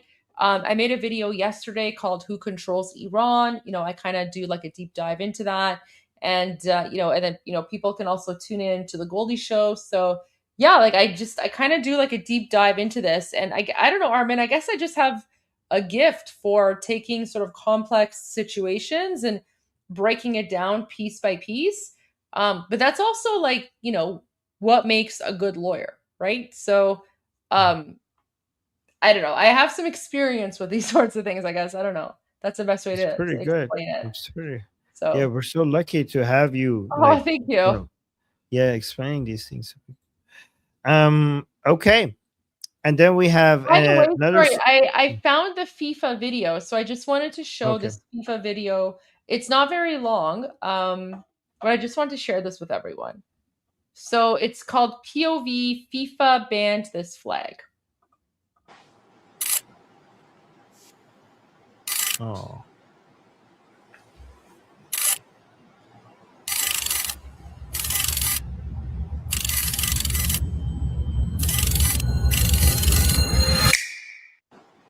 Yeah. So. Oh my God, that was so powerful. Yeah. That's why, you know, we have the flag, because guys, the flag, it symbolizes more than just like the flag means a lot to us. And you know, banning the flag, we take that personally. Can you play it again? Sure. Is that okay?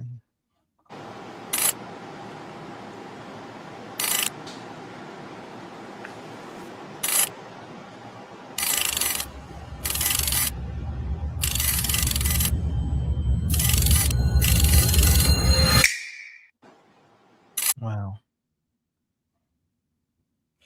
They banned, like FIFA banned the flag that represents freedom for us. FIFA banned the flag that hundreds of thousands of Iranians have been murdered for. So it's personal. It's personal. You know, seeing those images brings back the horrors of early January, you know? All We right, were let's so happy. Oh, sorry? I just never forget how happy we were just a few days before it, when we saw so many people in the streets, and all of a sudden, you know, our greatest moments of happiness turned into the greatest nightmare that we have ever experienced. Is like, I don't know, it reminds me of something else. It was just in days everything switched from this beautiful dream that was coming true to the greatest nightmare that we have ever experienced. Oh, sorry about that. Okay. Shannon, thank you for the super chat, saying what are the odds the factions start killing each other? You know, the thing is that I think the Islamic Republic knows that if it gets to that point, it's over. So I'm not saying it's impossible, but that understanding that if they start, I wouldn't be surprised if there's some executions of each other, like executions, but not armed fight. I mean, it could get there, but if it gets there, it's basically game over. So the regime, like, things have to really get difficult. Like, it needs to get really chaotic for that to happen. But the regime knows that it has to avoid doing that at all costs. So, but guys, think about the calculation that the regime officials have, right? They want two things. One, they want to destroy their competition within the Islamic Republic and come on top. That's one. Two, and more importantly, they want the Islamic Republic to survive, because it doesn't matter if they come on top. If the regime collapses, they're all gone. They're all dead. So the higher priority is to keep the Islamic Republic alive. All of them have that goal, right?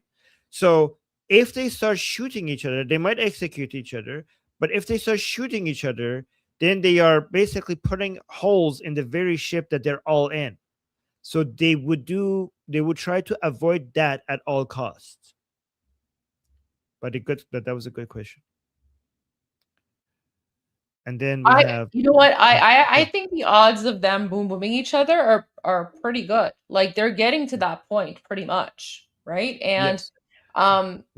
This is not something unheard of within the Islamic regime, where they have gotten rid of people from various factions that they don't like, but, you know, they've blamed it on accidents or whatever. So no one's like ever openly come out and admitted anything. But we know that a lot of these, you know, so-called accidents have pretty much been like behind the scenes assassinations. I mean, that's just how is, totalitarian dictatorships work, right? They don't like someone, they execute them, and then they blame it on like some random incident. To Goldie's point, we already have Braisi being killed by the regime, probably, and Rafsanjani being killed by the regime, possibly Raisi killed by the regime, and Rafsanjani was also assassinated by the regime, right? Which these are, Rafsanjani was one of the most powerful people within the Islamic Republic, right? So if we're talking assassinations, then definitely yes. If we're talking about like armed head-to-head conflict, then if that happens, that would be the final stages of the Islamic Republic, right? So they would, when I was suggesting they would avoid that, I wasn't talking about assassinations like Goldie was talking. I was assuming like going out and shooting each other in the streets. They would try to avoid that. I understand that at the very last moments that might not be avoidable anymore, but yes, assassinations definitely they already are doing that. Yes, for sure. And then we have another super chat by Mark Block saying, can you explain why it's better to have Shah than an Ayatollah? Okay, also the definition of Ayatollah. Okay, why is it better to have a Shah than Ayatollah? It's kind of like asking, why is it better? Okay, here's a clear response. We're being massacred for the past 47 years under the Ayatollah, and under the Shah, we were having the best of our days, and Iran was prospering in every possible way exponentially under the Shah. Under the Shah, Iran was growing. Under the Shah, Iran was getting freer, stronger, more prosperous. Every single industry was growing. Our GDP was growing unbelievably. Like people were calling it an economic miracle. Our passport had authority. It was recognized all over the world. Our education was getting better. Our healthcare was getting better. Everything was getting better on an exponential rate. Under the Ayatollahs, we had nothing but misery, nothing but darkness, nothing but death. I mean, just compare what the Ayatollahs did to the Iranian people in early January, the greatest massacre in modern Iranian history. And look at what we had during the Shah's time. We were more progressive than many European countries at our time. The Shah removed the feudal system and brought us to the modern world. The Ayatollah is trying to bring us back to the dark ages. But yeah, go on, sorry, Goldie. So I was going to say that a lot of people mistakenly believe that the Shah was a dictator. That's jihadi propaganda. That's communist propaganda. So the same way that Americans are dealing with Trump derangement syndrome, we Iranians, we've been dealing with Pahlavi derangement syndrome for a very, very long time, going back to like the 40s, 50s, and 60s. And I've done a lot of documentary watch parties on this particular topic. But the one big fact that the vast majority of people don't know about is that prior to 1979, Iran was a constitutional monarchy, similar to Sweden, Norway, Canada, the United Kingdom, Australia, Spain, right? So there are numerous countries that are free, open, democratic societies, but they are a constitutional monarchy. That's what Iran was. So Iran became a constitutional monarchy in 1906. And that's when the first democratically elected parliament of Iran came into existence with a prime minister. So Iran had a prime minister back in 1906. Now, what was the reason that the Ayatollahs started going after the Shah and attacking him? Well, there's a number of reasons, but the main catalyst was that in 1963, the Shah of Iran gave Iranian women the right to vote. there was no women's suffragette movement. There was not a situation where Iranian women went out and were like, we want the right to vote. The Shah of Iran himself, back in 1963, recognized that women have the same rights as men, and also understood that if you want to modernize a society and bring it into the future, women should have the same rights as men. So in 1963, the Shah of Iran gave women the right to vote. Do you know who opposed that? The Ayatollahs, the Muslim jihadis. The communists, by the way, the communists also opposed the Shah giving women the right to vote, because the communists were aligned with the Durka Ayatollah jihadis. And basically, that's the reason why they started calling the Shah a dictator, because the Shah of Iran gave women the right to vote. The Shah of Iran also banned child marriage. So the Shah of Iran said that women, like he basically raised the legal age of marriage to the age of 18.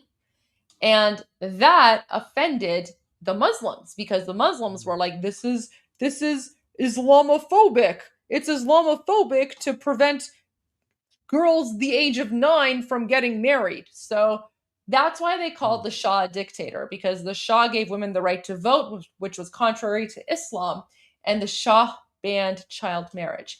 That's pretty much it in a nutshell. There are a lot of documentaries out there that talk about this more in detail. But I mean, I have a whole bunch of them on my YouTube live stream as well. But in a nutshell, that's pretty much what happened, is that because the Shah was trying to modernize, Iranian society, the Durka jihadis didn't like that, and they started calling him a dictator.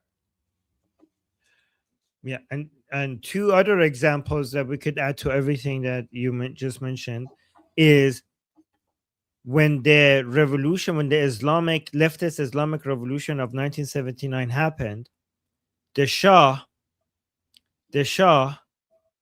said, I'd rather not rule at all if me ruling requires me to kill and shed the blood of the Iranian people. And his generals told him that they could easily crush this revolution. They said to him, give us the order. Give us the order. And the Shah refused. Compare that to what the Islamic Republic has done for the sake of staying in power. The Islamic Republic committed the greatest massacre of modern history in only 10 hours in early January, killing at least 42,000 Iranians in 10 hours just to be able to maintain power. The Shah refused to do even a small fraction of that. Not only that, here's another example. The Shah forgave the person who tried to kill him. There was an attempted assassination on the Shah, and then the man was arrested. The Shah was hospitalized. He was injured because of the attempted assassination. He was in prison. They brought him to the Shah after the Shah recovered, and the Shah in front of him asked his generals, what do you think I should do with him? The general said, I think you should execute him to make an example out of him. And the Shah said, I forgive you. You're free to go. And that man became one of the greatest advocates and supporters of the Shah after that. That's the type of person that our Shah was. And that's the difference. It's day and night. Yeah.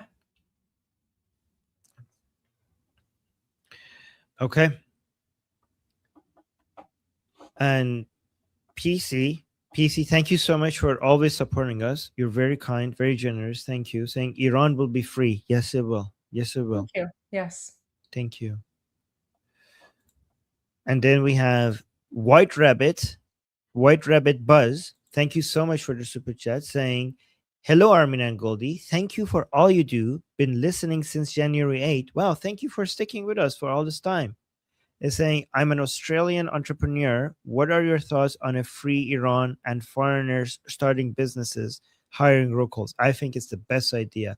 I think Iran is one of the most educated populations in the world. You can see wherever they go, when they're not in chains in Iran, they are some of the leading people in industry, in entrepreneurship, in technology, in education. They everywhere they are a contributing member to society. Iranian people are really good. Like, just go to Silicon Valley and just see how many Iranians are, stars of the Silicon Valleys of Iranians, right? Just look at how much they excel in technology. So I think it's like the greatest, the Iranian people, and the talent and the drive and the entrepreneurship and the education they haven't. It's the fact that these people are in chain in Iran is one of the greatest missed opportunities in history. And I'm not saying that because I'm Iranian. This is like, there's studies done by economists, non-Iranian economists, objective, peer-reviewed academic research, and they call us the greatest missed opportunity of history in the history of economics, right?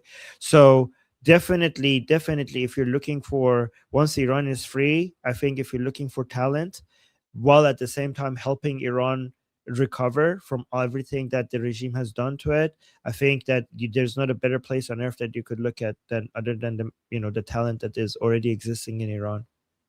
We are an untapped market that is worth over $1 trillion. Just think about that.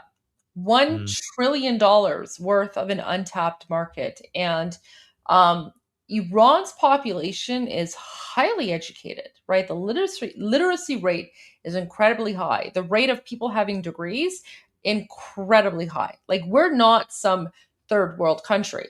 The only reason Iran is so impoverished is because we are currently occupied by these 7th century Islamic jihadi savages who overnight took the country back to, a 7th century Islamic hellhole.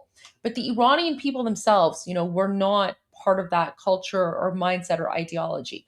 We are highly, highly educated. And that is why, despite the Islamic regime, for example, trying to having shut down the internet, some Iranians within occupied Iran are still able to, however little, they're still able to break through. And that just shows how intelligent Iranians actually are. So it is literally an untapped market worth over $1 trillion. And yes, absolutely, when Iran is free, it's going to be open to, investors, collaborators, whoever. And we are a very friendly nation. We're very, Western friendly. We can't wait to welcome the world back to our country with open arms, except for jihadis. Like, if you're like a Durka jihadi, we don't want you. We don't want you. But everyone else is welcome. You couldn't have our Durka jihadis, though. No, I'm just kidding.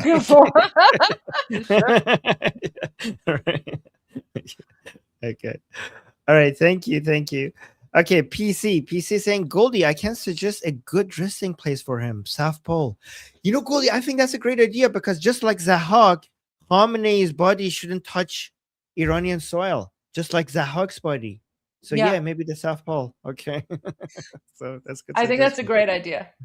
Yes. Okay. So guys, remember Zahak, the evil character in ancient Persian mythology? When they defeated him, instead of burying his body, because his body is so impure and the Iranian soul is very pure, they chained him in Damovan mountain and they made sure that he just remains chained like that for eternity without his body touching the ground, which shows that Ferdowsi has Zoroastrian leanings, and he was probably a secret Zoroastrian and not really a Muslim. Oh no, he obviously was, because he literally revived the Persian language. No Durka would do that. No Durka would revive the Persian language from the Arab Muslim invaders. So Ferdowsi is 100% a crypto-Zoroastrian. Yeah, but he wasn't even a nominal Muslim. He had to act like he's a Muslim because he was under Islamic rule. Well, all of them did. I mean, Armin, have you ever thought about, they call it the Islamic Golden Age, but yet over 90% of them were Persian, and they were all secret Zoroastrians. The Islamic Golden Age doesn't actually exist. It's called the Persian Golden Age for a reason, because they were all Iranian. So yeah, I call it the Golden Age of North Africa and the Middle East, because it had nothing to do with Islam. Nothing I to do call with it us. the Iranian golden age because they were all Iranian. Like, Yeah. Yeah. And some of them had very anti-Islamic Mhm. views. And by the way, so guys, a lot of you might know that we Iranian atheists are one of our favorite poet is Khayyam, because we think Khayyam represents our views as well, right? So and he had like secret messages to show that he was like he doubted everything. And the reason why Ferdowsi, like this story by poetry by Ferdowsi looks like Zoroastrian is because in Zoroastrianism the soil of Iran is pure and dead bodies are impure, and you're not supposed to allow dead bodies to touch the ground, right? So that's why it's a reflection of Zoroastrian philosophy. Okay, we have Kevin.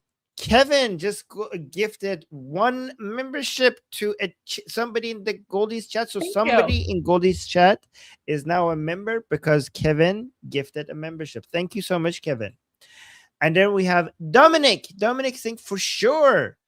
Where else will we ever learn this stuff? Oh yeah, okay, yes, on Iran Revolution Live only. Okay, not on mainstream media. Actually, also on Goldie's, short videos that she's making. Okay, those are very educational as well, so don't miss those. And then saying, not on mainstream media. You both are the greatest Iranian freedom fighters. Oh, thank you, thank you. Thank you. Very kind of you, Dominic. Thank you. Very kind of you. And then we have Omid. Omid is saying, because of personal circumstances, I can't follow your program live, but I do watch the recordings afterward. They're amazing. Thank you so much. Wow. Thank you. Thank you, Omid. I hope you Thank you, enjoy Omid. them. I don't know if you're watching live right now, but if you're watching this afterwards, Durud be shoma, payande Iran, Javid Shah. Thank you. Thank you. Javid Shah. Javid Shah. Thank you. Actually, Armin, so I didn't really tell you what I was doing today, but I also got a lot of positive feedback about Iran Revolution Live, and everyone was like, "The Armin salam beres." What? So Really? yeah. Yeah. Yeah. Merci. I Let's got a study that. lot of positive feedback about Iran Revolution Live. Everyone was like, "Thank you for everything you guys have been doing. Please keep it up." Hi, People were like, "We watch you and Armin like religiously every day." And a lot of people were like, when we feel, and these are all Iranians, right? They're like, when we feel like things are hopeless, we always tune in to hear what you and Armin have to say, and you guys always make us feel better. So a lot of positive feedback. Yeah. Thank you, guys. Thank you. Hi, guys. If you were one of them who said that to Goldie, thank you so much. I appreciate that. Okay. I know Ida usually watches, so I'm just going to give a shout out to Ida. You know who you are. Hi, Ida. Okay. Okay. We have Mythic Minx saying, what was the cross with the fridge? Oh, what was she's that? asking about the meme. Do you want to bring it up? Yeah. Yes. So you can explain what that is. Okay. What was with the fridge, the bear, and what was the picture with the meme with the so these are this is Ali Khamenei, obviously. That's Larijani. That's Raisi, former president of the Islamic Republic. And that one on the right is Salami.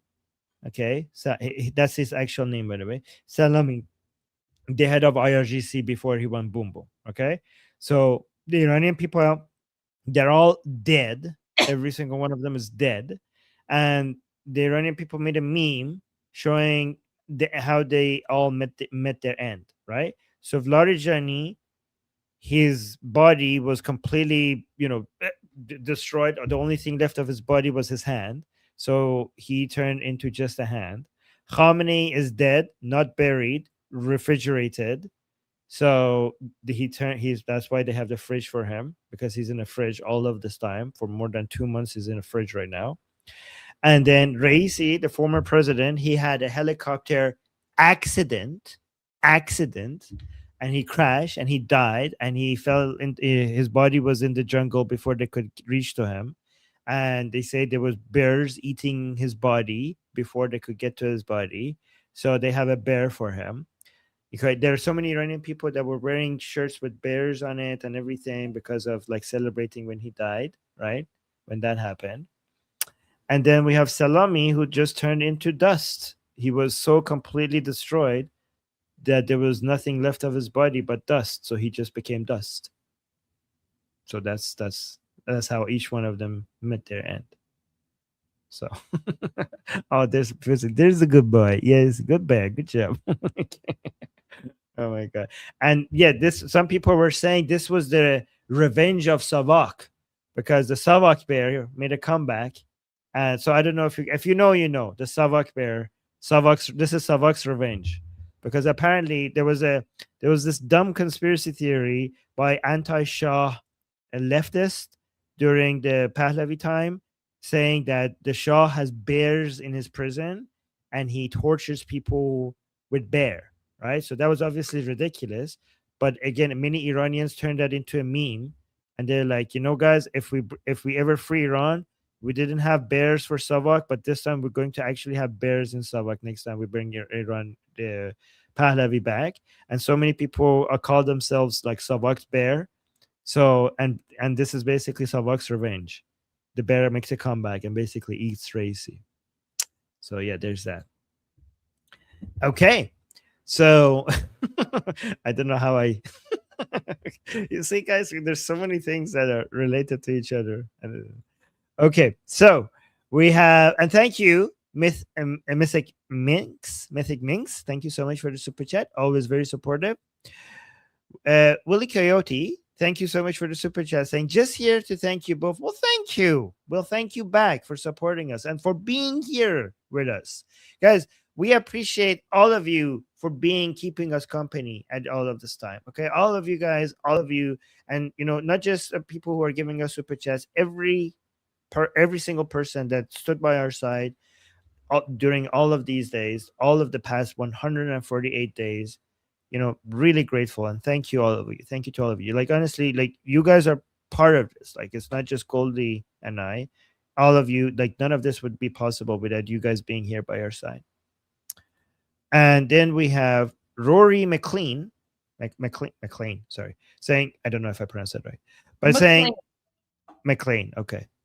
So I did pronounce it right. Wait, I don't know how to read the rest of this. Goldie, help. I think it's just hi. Okay. Hi. You know what? He's using the Irish language. So hi, Armin and Goldie.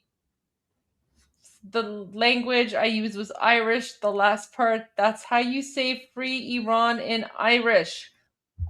Okay, let's try it. You know what? Actually, okay, you try it, and then I'll see what Google Translate says. Okay. Hi, Armin Agus Goldie, Iran, Saur. The language I used was Irish, the last part. That's how you say free Iran in Irish. Okay, so Iran Saur. Iran Saur means free Iran. Okay, let me see if I can. Wait. Yeah. Okay, so it's pronounced. So in Irish, the phrase Iran Saor, meaning free Iran, is pronounced on a roidin sir. Oh no, did I do that properly? Wait, let me ask ChatGPT. I apologize. Let me do this. Be careful, if you pronounce it wrong, we might summon a demon or something. No, that's only like for Durka. Oh, okay.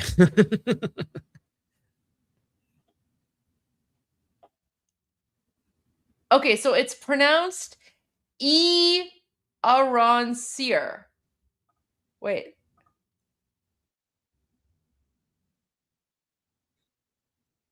Aron Seer. Aron Seer. That's how it's pronounced. Aron Seer. I just checked it on ChatGPT here. Let me pull up the chat. Here we go.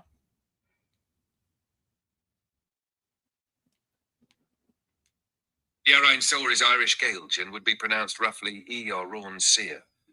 A more careful breakdown, Iarain equals Sor equals Seer or Seer, depending on dialect.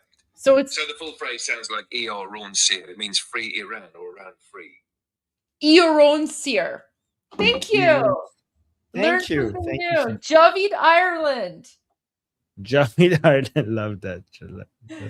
Iarain Seer. I love that. Thank you. Thank you for sharing your language and culture with us. I love that. Like this is how multiculturalism should work. Like, you share culture and language and like positive things, but keep like the Durka terrorist nonsense. Like, we don't want that. But love that. Iarain Seer. Thank you.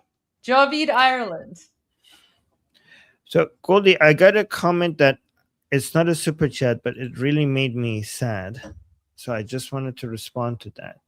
Hania, because I haven't been live on my Persian channel for so long. I know. And so many people are messaging me, telling me, Armin, why are you not making shows for us? Have you abandoned us? Have you forgotten us? And Hania here saying, Armin, درود برای ما که داخل کشوریم برنامه نداری. Saying, Armin, hi, for us who are inside Iran, don't you have a show? So yeah, it's because the internet is cut in Iran. When I make shows for inside Iran, like there's like basically very, very few people there.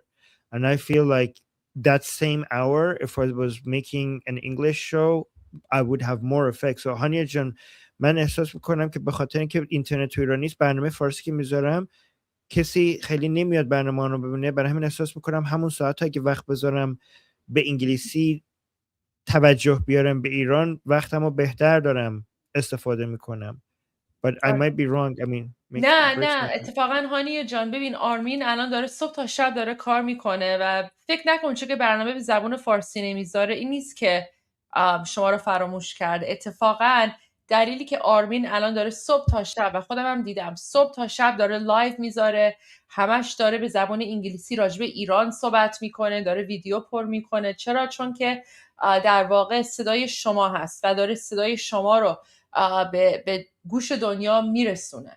پس لطفاً فکر نکنین اگر که آرمین به زبان فارسی صحبت نمیکنه این نیست که شما رو فراموش کرده. اتفاقاً داره بیشتر تلاش میکنه که صدای شما رو به گوش دنیا برسونه، مخصوصاً توی این موقع خیلی حساس که رژیم اهریمنی اسلامی اینترنت رو بسته. پس اصلاً نگران نباشین. اتفاقاً ما خیلی باید از آرمین تشکر بکنیم که صبح تا شب داره فعالیت میکنه و همه زندگیشو گذاشته کنار که صدایی برای مردم ایران باشه. سپاسگزار از شما آرمین. مرسی گلی، مرسی که اینو گفتی. گلسا in Persian. گلسا. مرسی. I had to make you smile. But it's true. It's true. I'm not exaggerating. Thank you, Goldie, Golsa. I really appreciate you saying that. It makes me feel like sometimes I'm doing something wrong. So I really do appreciate you saying that. Look, Armin, look at this. Oh, thank you, Hania. Merci, Hania John. Merci. You want to translate this for our viewers? I think they'll appreciate it.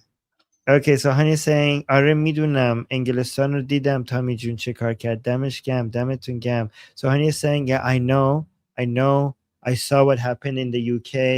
I saw what Tommy June did. Tommy June means like dear Tommy. Dear Tommy. Like good on him and good on you too. So she's referring to dear Tommy holding the photo of King Reza Pahlavi and, telling the world that Iranians are fighting to free Iran and that we only support King Reza Pahlavi. And she's saying that, she also saw that video clip where Armin was speaking with Tommy Robinson on Iran Revolution Live and sharing the Iranian perspective. No. And guys, do you see how Iranians inside Iran without the internet, notice what Tommy did? So you see, like, it's thank you. This is why what Tommy and Goldie are doing, you know, the Iranian people see that and they appreciate that and they never forget that, you know. It has so much effect, and thank you. Wow, okay. I mean, Goldie, thank you so much. You know, I really appreciate, you know, you highlighting these things. It's important. It's important. And, you know,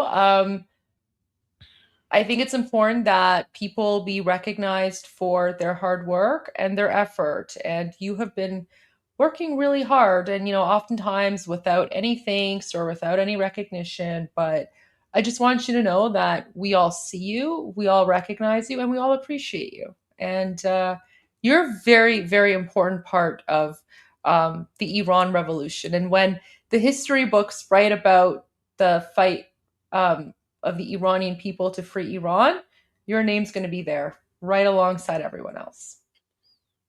You know, I would just be, Armin is David Nam. Like your name is going to be immortal. You know, Goldie, I would just be satisfied if like my greatest fear is that 10 years from now, I hear from some people in Iran that I did something wrong or I let them down, you know? So I would just be satisfied knowing that I didn't screw up, you know, that I didn't make a decision that for the rest of my life I have to be regretful and apologize for, and I did as long as that doesn't happen, anything else is fine. As long as I don't have, like, once the internet is back, this is my greatest fear, that why weren't you there, why didn't you say this, why were you absent over here, or why didn't you work, you know, we were dying in the streets and you didn't do enough. Like, that is, as long as that doesn't happen, anything else is fine, you know. You know, Armin, let me tell you something. So the reason that we had to start Iran Revolution Live a little bit late today is because I was attending this think tank meeting in Toronto, and it was organized by a fantastic group of people. And they had invited people from, you know, various organizations and groups in Toronto, Montreal, and other places. And it was a very good group. And I didn't know this, but they wanted me to speak. And I wasn't really prepared, especially since you know, I was speaking in Persian and I'm more comfortable in English. But خودت میدونی جریان چیه. We can talk about that behind the scenes. But when I was speaking, what I said to everyone there is, whenever you're making a decision or whenever you're doing something, you need to ask yourself, right now, the people in occupied Iran have been shut off from the internet for the last 85 or more days. When the internet is reconnected and the Iranian people are able to see what those of us who are outside of the country have done, are you able to look them in the eye and say, yes, I did everything that I could to be your voice. Yes, I worked hard. Yes, I was your voice when you were silent. And I said to everyone in the room, that's the basis of every decision that you need to make. And of course, the Iranian people lost their lives to raise awareness about King Reza Pahlavi. But having said that, Armin, I can tell you right now, rest assured, you have done everything. In fact, you have gone above and beyond to be a voice for the Iranian people during this entire situation. Your impact has been more important and more significant than hundreds of people that I know. And that's because you have always, always put the Iranian people first. You have always focused on raising their voices. You have always focused on sharing their message and sharing the truth. And that means something. And the Iranian people see that because you know, در فردای آزادی ایران شما میتونی تو چشم مادران داغدار ایران نگاه بکنی و بگی بله من تلاش کردم و من سعی خودم رو کردم. And I think there's very few people who can say that with a clean conscience, and you're one of them. And we're all very, very proud of you. Thank you, Goldie. That means a lot to me coming from you. Thank you. I hope so. Okay. Okay, let's get back. Okay. Sorry guys. Sorry. We didn't mean to make it so emotional. PC, but Goldie, I just one last thing. When I say it genuinely means the world to me when you say these things, like it does. Like it's one of my major sources of motivation, knowing that you think highly of me. If every time I think like maybe I'm not doing the right thing, I think if Goldie thinks that I'm on the right path, then I must be doing something right. So thank you for that. Oh, and you know Goldie's always right. So Goldie's always that's so true. you're 100% on the right path, Armin. You're 100% on the right path. Thank you. Okay, so PC saying IRGC must go on trial once Iran is free. Yep, we will have our Nuremberg, something like our Nuremberg trial. And His Royal Highness King Reza Pahlavi already made that announcement. He already established a small working committee that's working on setting the legal parameters for the Iranian version of the Nuremberg trials. 100%. Yeah. Yeah.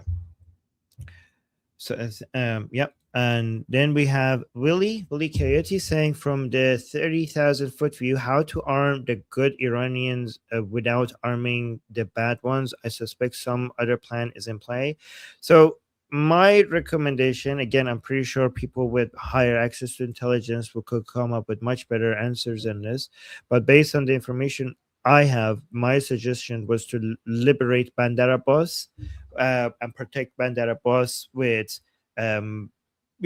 air support, and then you only need to liberate one city, and by doing that also you're helping liberate the Strait of Hormuz. And then you do vetting, training, and arming the Iranian people. So you can't just drop weapons into Iran, because if you do that, obviously IRGC is going to be able to get to that before the Iranian people. So you need to have a liberated city as a base of operation to liberate the rest of Iran. And then you have, sorry about that. Then you have Prince Reza Pahlavi's team help with Mossad. Mossad gathers intelligence. Prince Reza Pahlavi's team uses that information to vet the Iranian people. Like Prince Reza Pahlavi will put out a call to action to the Iranian people, to the Garda Javidan, to the freedom fighting Iranian people to come to Bandar Abbas if they want to liberate their country. And after that call to action, with the help of Mossad, Prince Reza Pahlavi's team will vet the Iranian people, vet them, and then once they vet them, they start training them. And I think based on what happened in Syria, the Ukrainian soldiers, just a few Ukrainian soldiers would be very good in training the Iranian people, not just how to use guns, but also drone technology. And that's how you arm them. And then that's how you start creating an Iranian army, starting from southern Iran next to the Strait of Hormuz, and then expand that to liberate the rest of Iran. Politically, that's also very sellable in the United States, because one, instead of having a ground invasion or involving so much U.S. military operations, you're just empowering the Iranian people to liberate themselves. That would be easier to sell in the United States, and it will be at a much lower cost. Two, it would have an immediate win because it's in Bandar Abbas. As the Iranian army expands, the Islamic Republic's control over the Strait of Hormuz would weaken. And even before you liberate Tehran and the rest of the country, you have an immediate, more immediate win for the Americans, because the Strait of Hormuz has now already have been liberated. That's the plan I've been suggesting. But what do you think, Goldie? I mean, I'm not a military strategist, but that seems like a pretty good plan to me. I would also say that, remember last year when King Reza Pahlavi came out with this message and this booklet for the Garda Javidan, and how to like create these like super small secret networks, but then have like one person within one network connected to another one or something. So I have a feeling that this very, very behind the scenes network of Garda Javidan, I mean, they know. I mean, guys, and ultimately, we Iranians, we know who is with the Islamic regime and who isn't. If you recall, right after the massacre, and then of course right after President Trump exterminated Khamenei, Iranians were going around and they were spray painting and marking the homes of IRGC officials.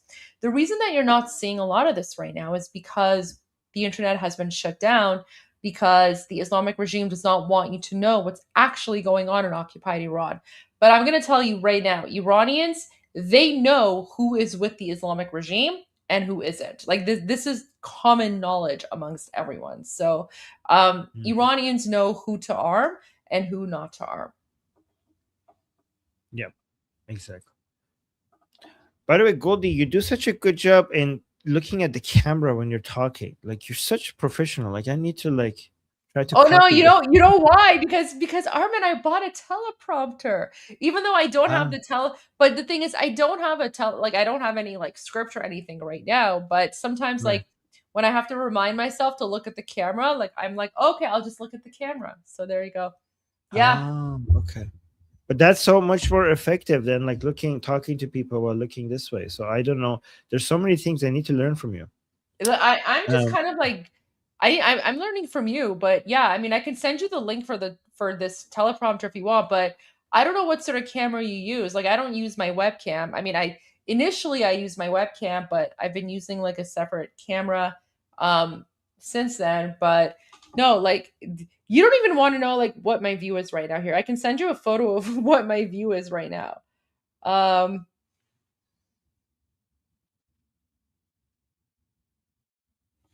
It's pretty crazy. Here, let me share this on my thing and then I'll send it to you.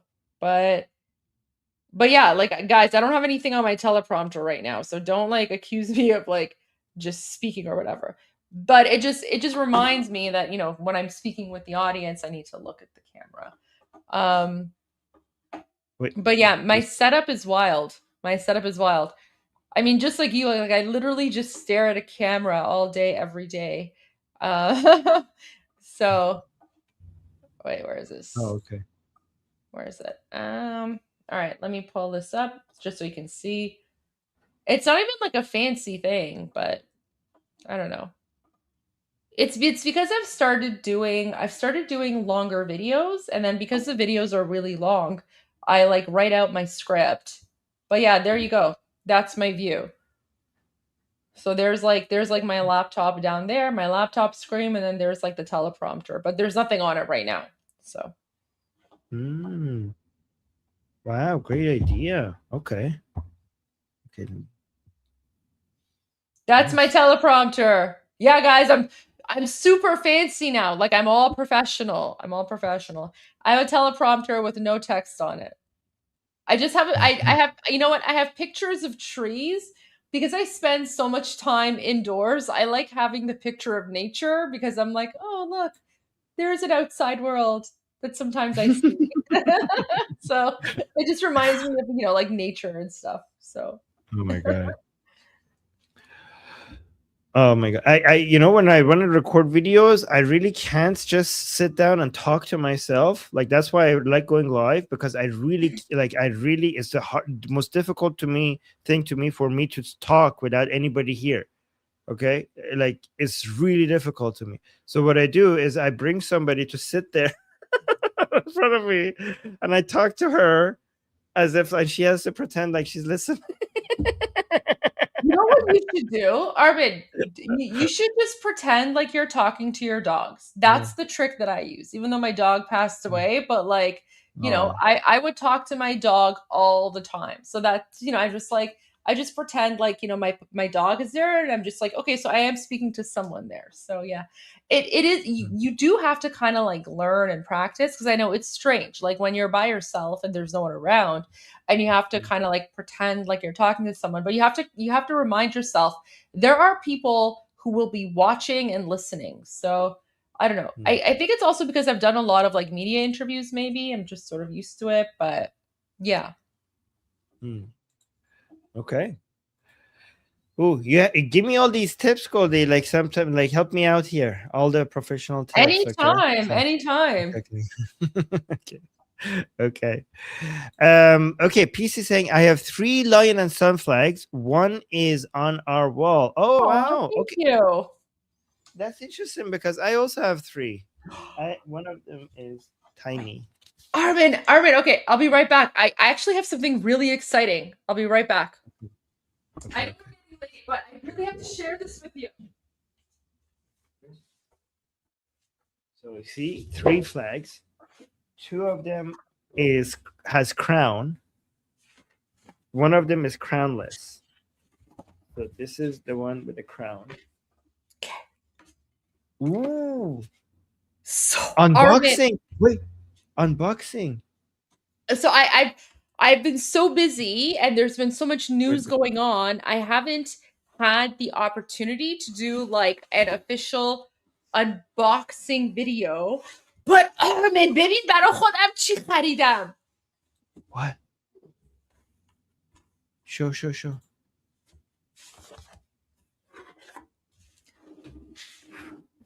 What?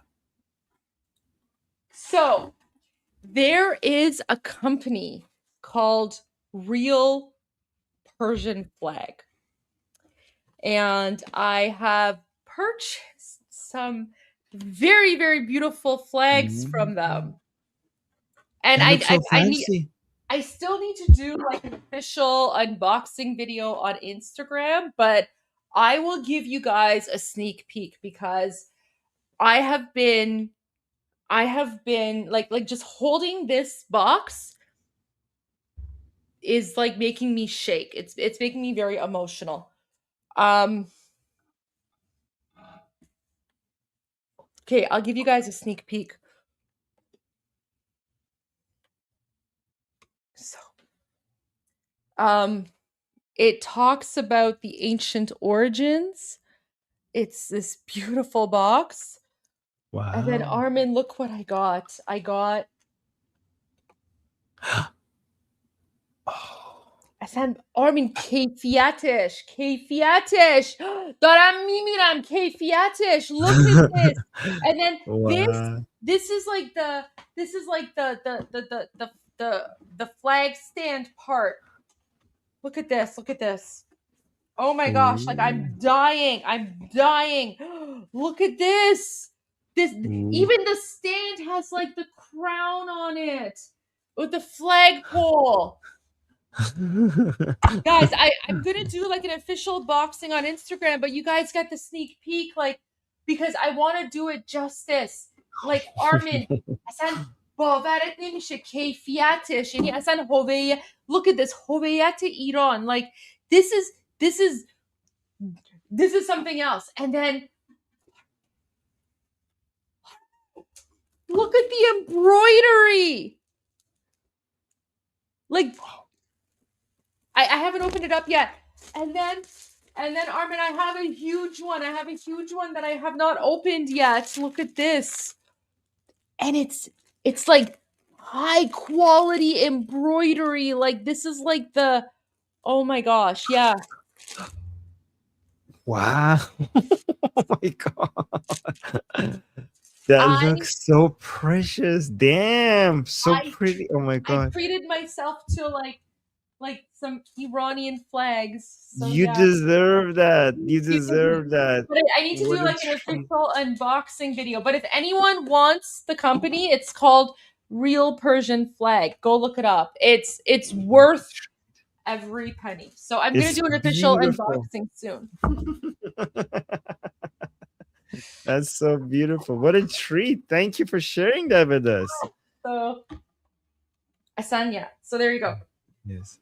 But you guys got a sneak peek on Iran Revolution Live before I post Gorgeous. the unboxing video on Instagram.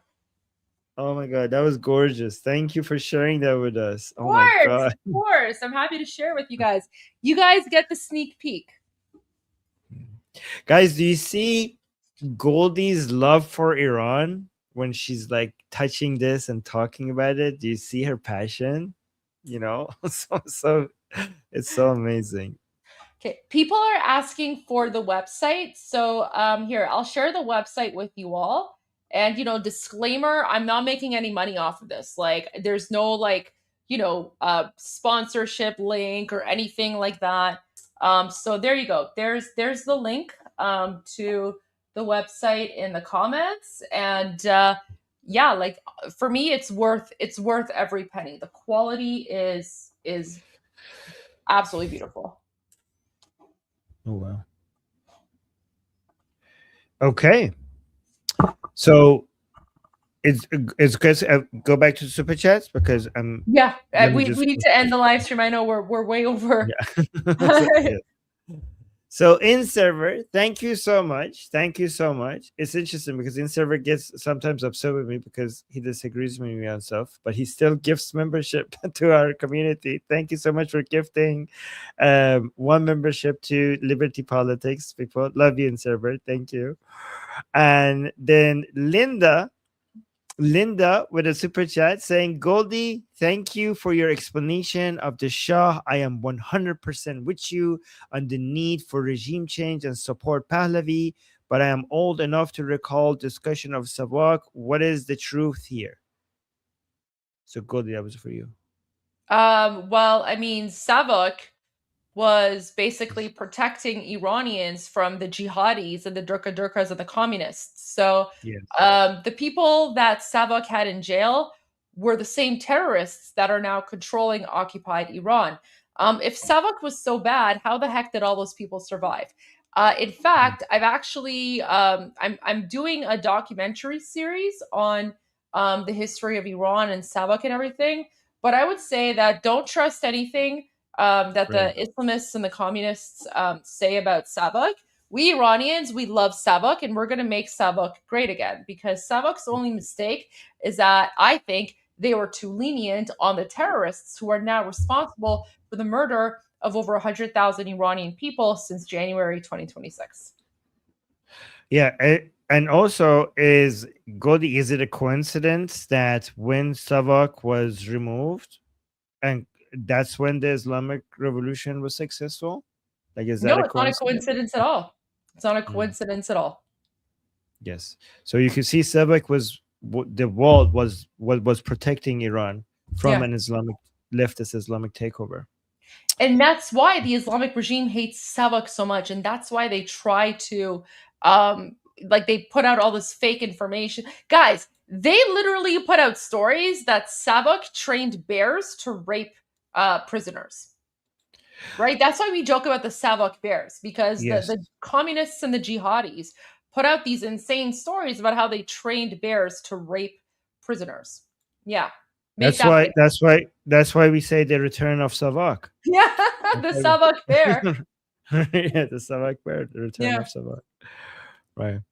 Which is interesting, Goldie, because now the New York Times is saying that Israel is using dogs to rape Palestinians, which is an impossible thing to do. Yeah. Yeah, you know what? No dog would ever touch a Palestinian jihadi terrorist anyway. So, come on.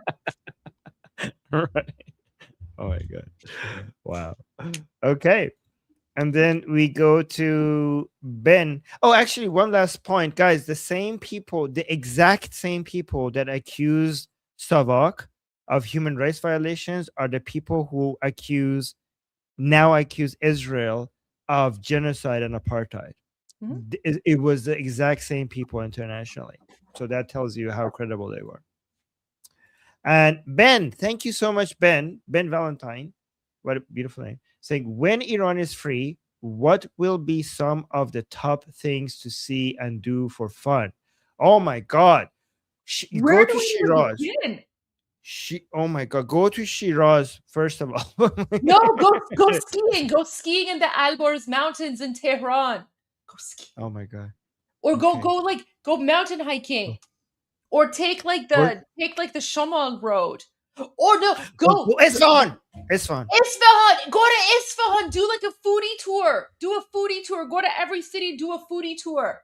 Yeah, that's what you need to do. And of course, Yes. you want to check out Shiraz for sure. Shiraz, you know what? Everyone needs to go to Shiraz. Shiraz is the heart. That's where Persepolis is. So you definitely want to check out Persepolis. Yeah, and the tomb of Cyrus the Great. And Sadi's burial ground. Yeah.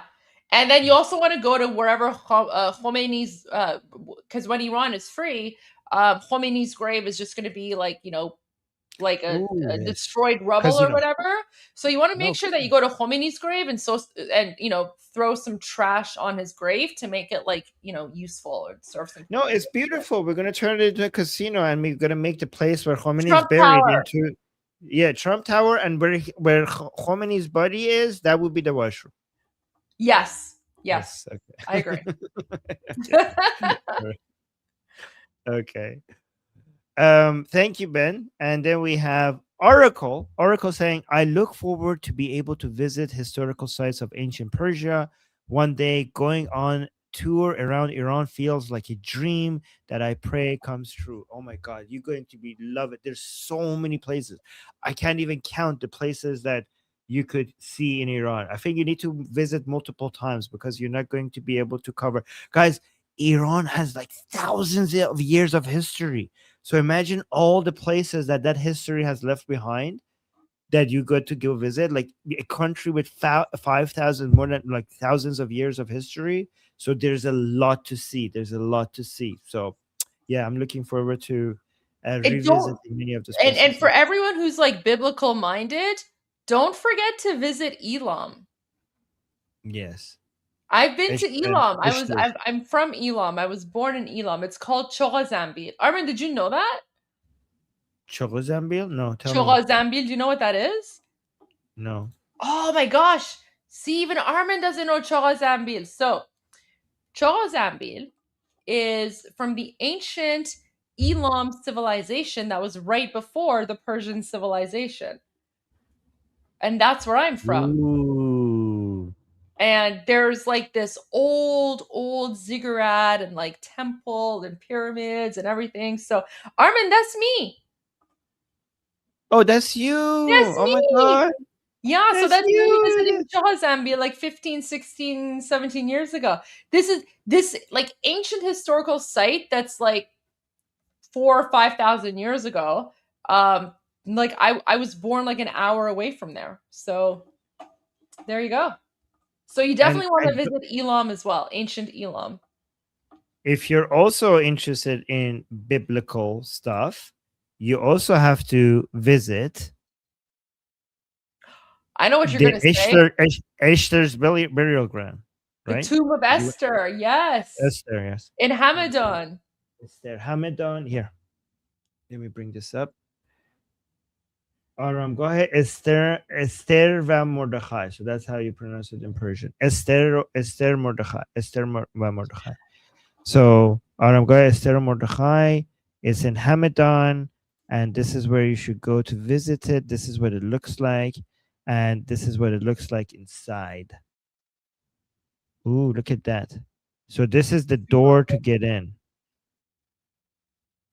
So I think that's... Oh, by the way, obviously the number one place you need to visit if you are biblically minded is Cyrus's burial ground. Yes, which is in Shiraz.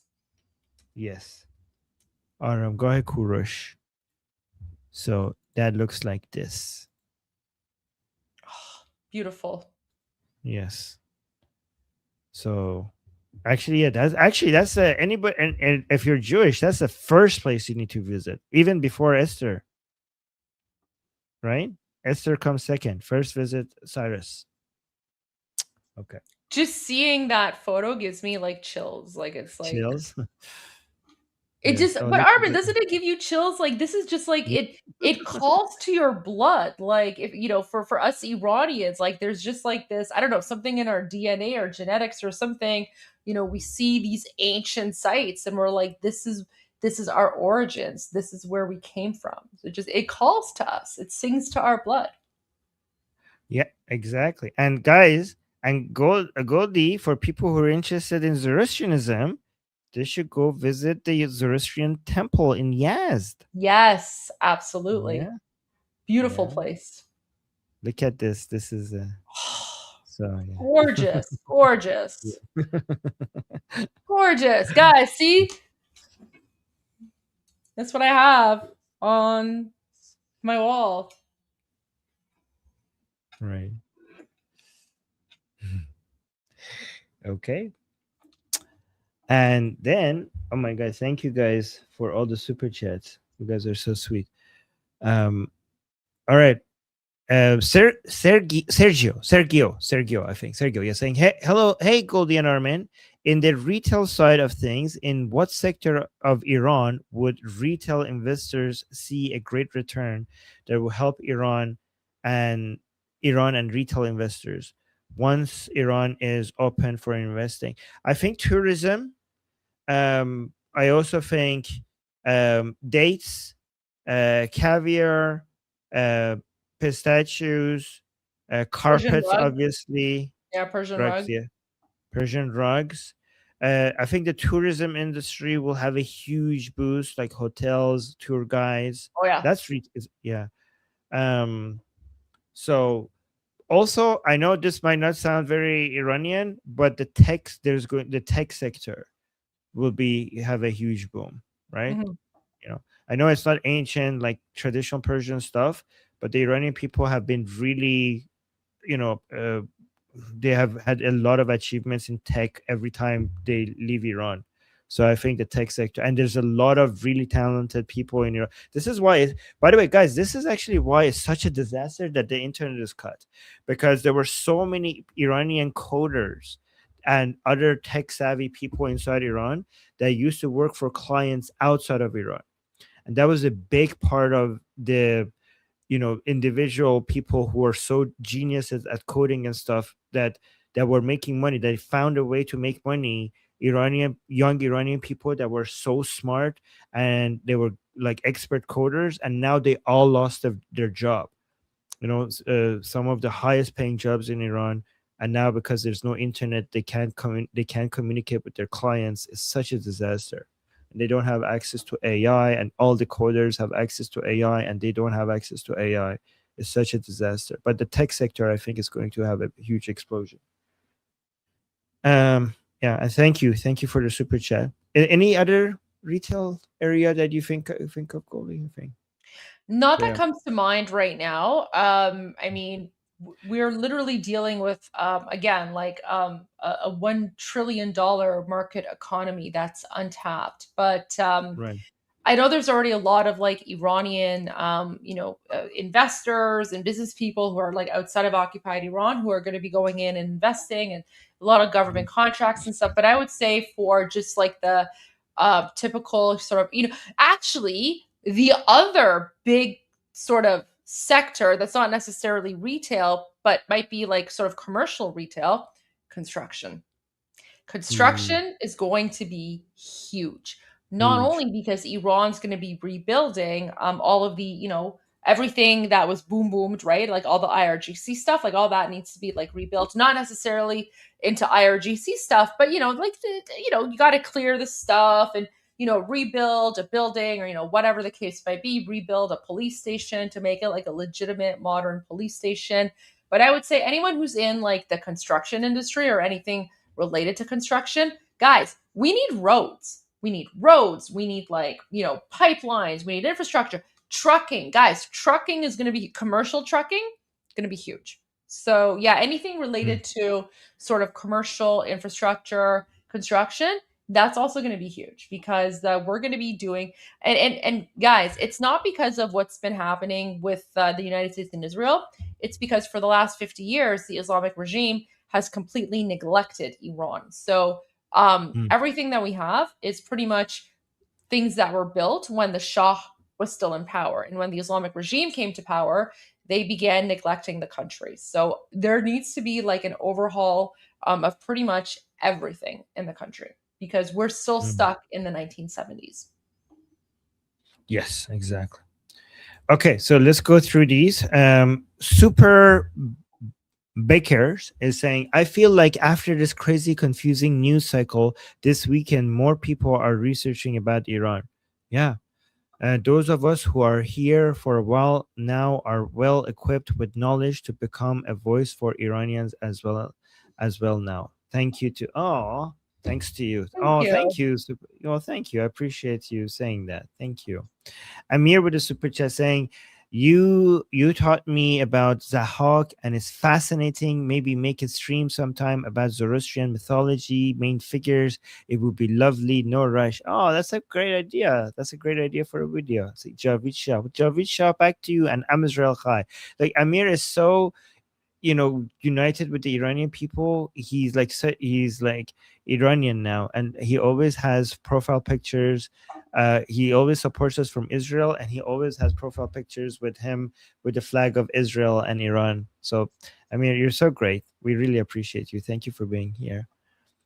And then we have Checkmate Stallion just gave a membership gift to somebody in Goldie's channel. So somebody now is a member because of you. Thank you so much for the gift. And then Willie Coyote saying, hoping that you get what you hope for, a free run. Yes, that's what we're fighting for. That's what we're fighting for. And we will get there for sure. One way or another, sooner or later. Hopefully sooner. Uncle, thank you so much. Saying, Armin, does that mug behind you say communist tears? You saw? Oh no. Okay, you saw it? Yes, it does. It does. Wow, good catch. How did you see that? That's a good eye. Oh my god. Look at this. Yes. It says commie tears. Wow, I didn't think anybody would see that from so far away. Yes. You should make a mug and add that to your merch page. People would appreciate that. Yeah, I should when I find time. That's a great idea. And also at the bottom it says still warm. Commie tears.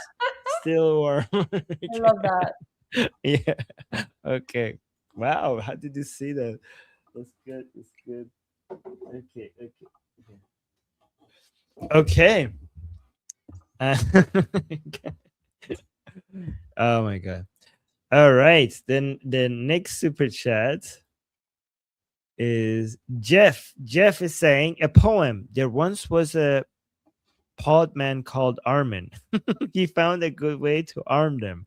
Using ideas on the web is safer instead on the boom booms that would harm him. Oh my god. Wow, that's great. I love that boom booms is going like international. Like everyone needs to start just saying boom booms. Like we need to be on a mission here to make like someone in the mainstream media just be like, well, when we're talking about the boom booms, what do we actually mean? Like that's a life goal of mine. We need to make boom booms go viral. Goldie, that's already what's happening in our discussion group because of you. Like really? People won't. That's everybody. Like people don't say. Like I said, people just casually use it as if that's the official way to talk about kinetic military operations. And some people who are new to our like discussion group or to our channel are like, why are you guys talking like that? And like people are like, and we have some people there who are like expert military analysts, and he's using all of these like really complicated military like vocabulary.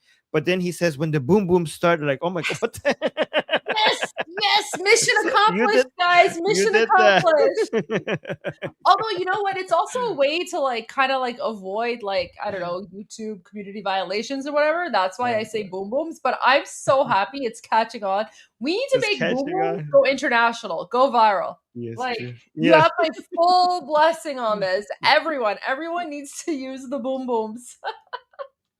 Yes. Wait, look at this. Like Kat is actually surprised. Kat is from our discussion group. It's like, wait, isn't that the official term? Yes, it is. Yes, it is. It is. It's the official term. I say it's the official term. There you go. Yes, it is. It is. You know what? How about this? The next time I do a media interview, I will try to somehow sneak in the word boom booms. How about that? Boom, boom. Ooh, that's good. And Oh my and that God, will yes. be my message. That'll be sort of like my sneaky shout out to all, everyone in the Iran Revolution Live community. So if you ever see me do a media interview and I just say the word boom booms, that's like me giving a shout out to all you guys, like from a sneaky shout out. Guys, that's to you guys. So if you see her say that, she's basically that's for you. Okay, wink, wink to you guys. I Night Call is saying, "Free Iran, make Iran great again. God bless Iran and his people. Hope one day to vacation in Iran and celebrate with the people. Stay strong. We will see you there. We will celebrate with you. Okay, we will celebrate with you. Thank you. It'll Appreciate be it. like a decade-long party, guys. Yes, true. We have to take. Yes, we have to make up for all the decades that we couldn't party and celebrate. You're right. Sharon, thank you so much for the super chat saying, what would, oh, I have a good answer for this. What would it take to get internet out of IRGC control? Nothing other than toppling the regime. Yes, go on.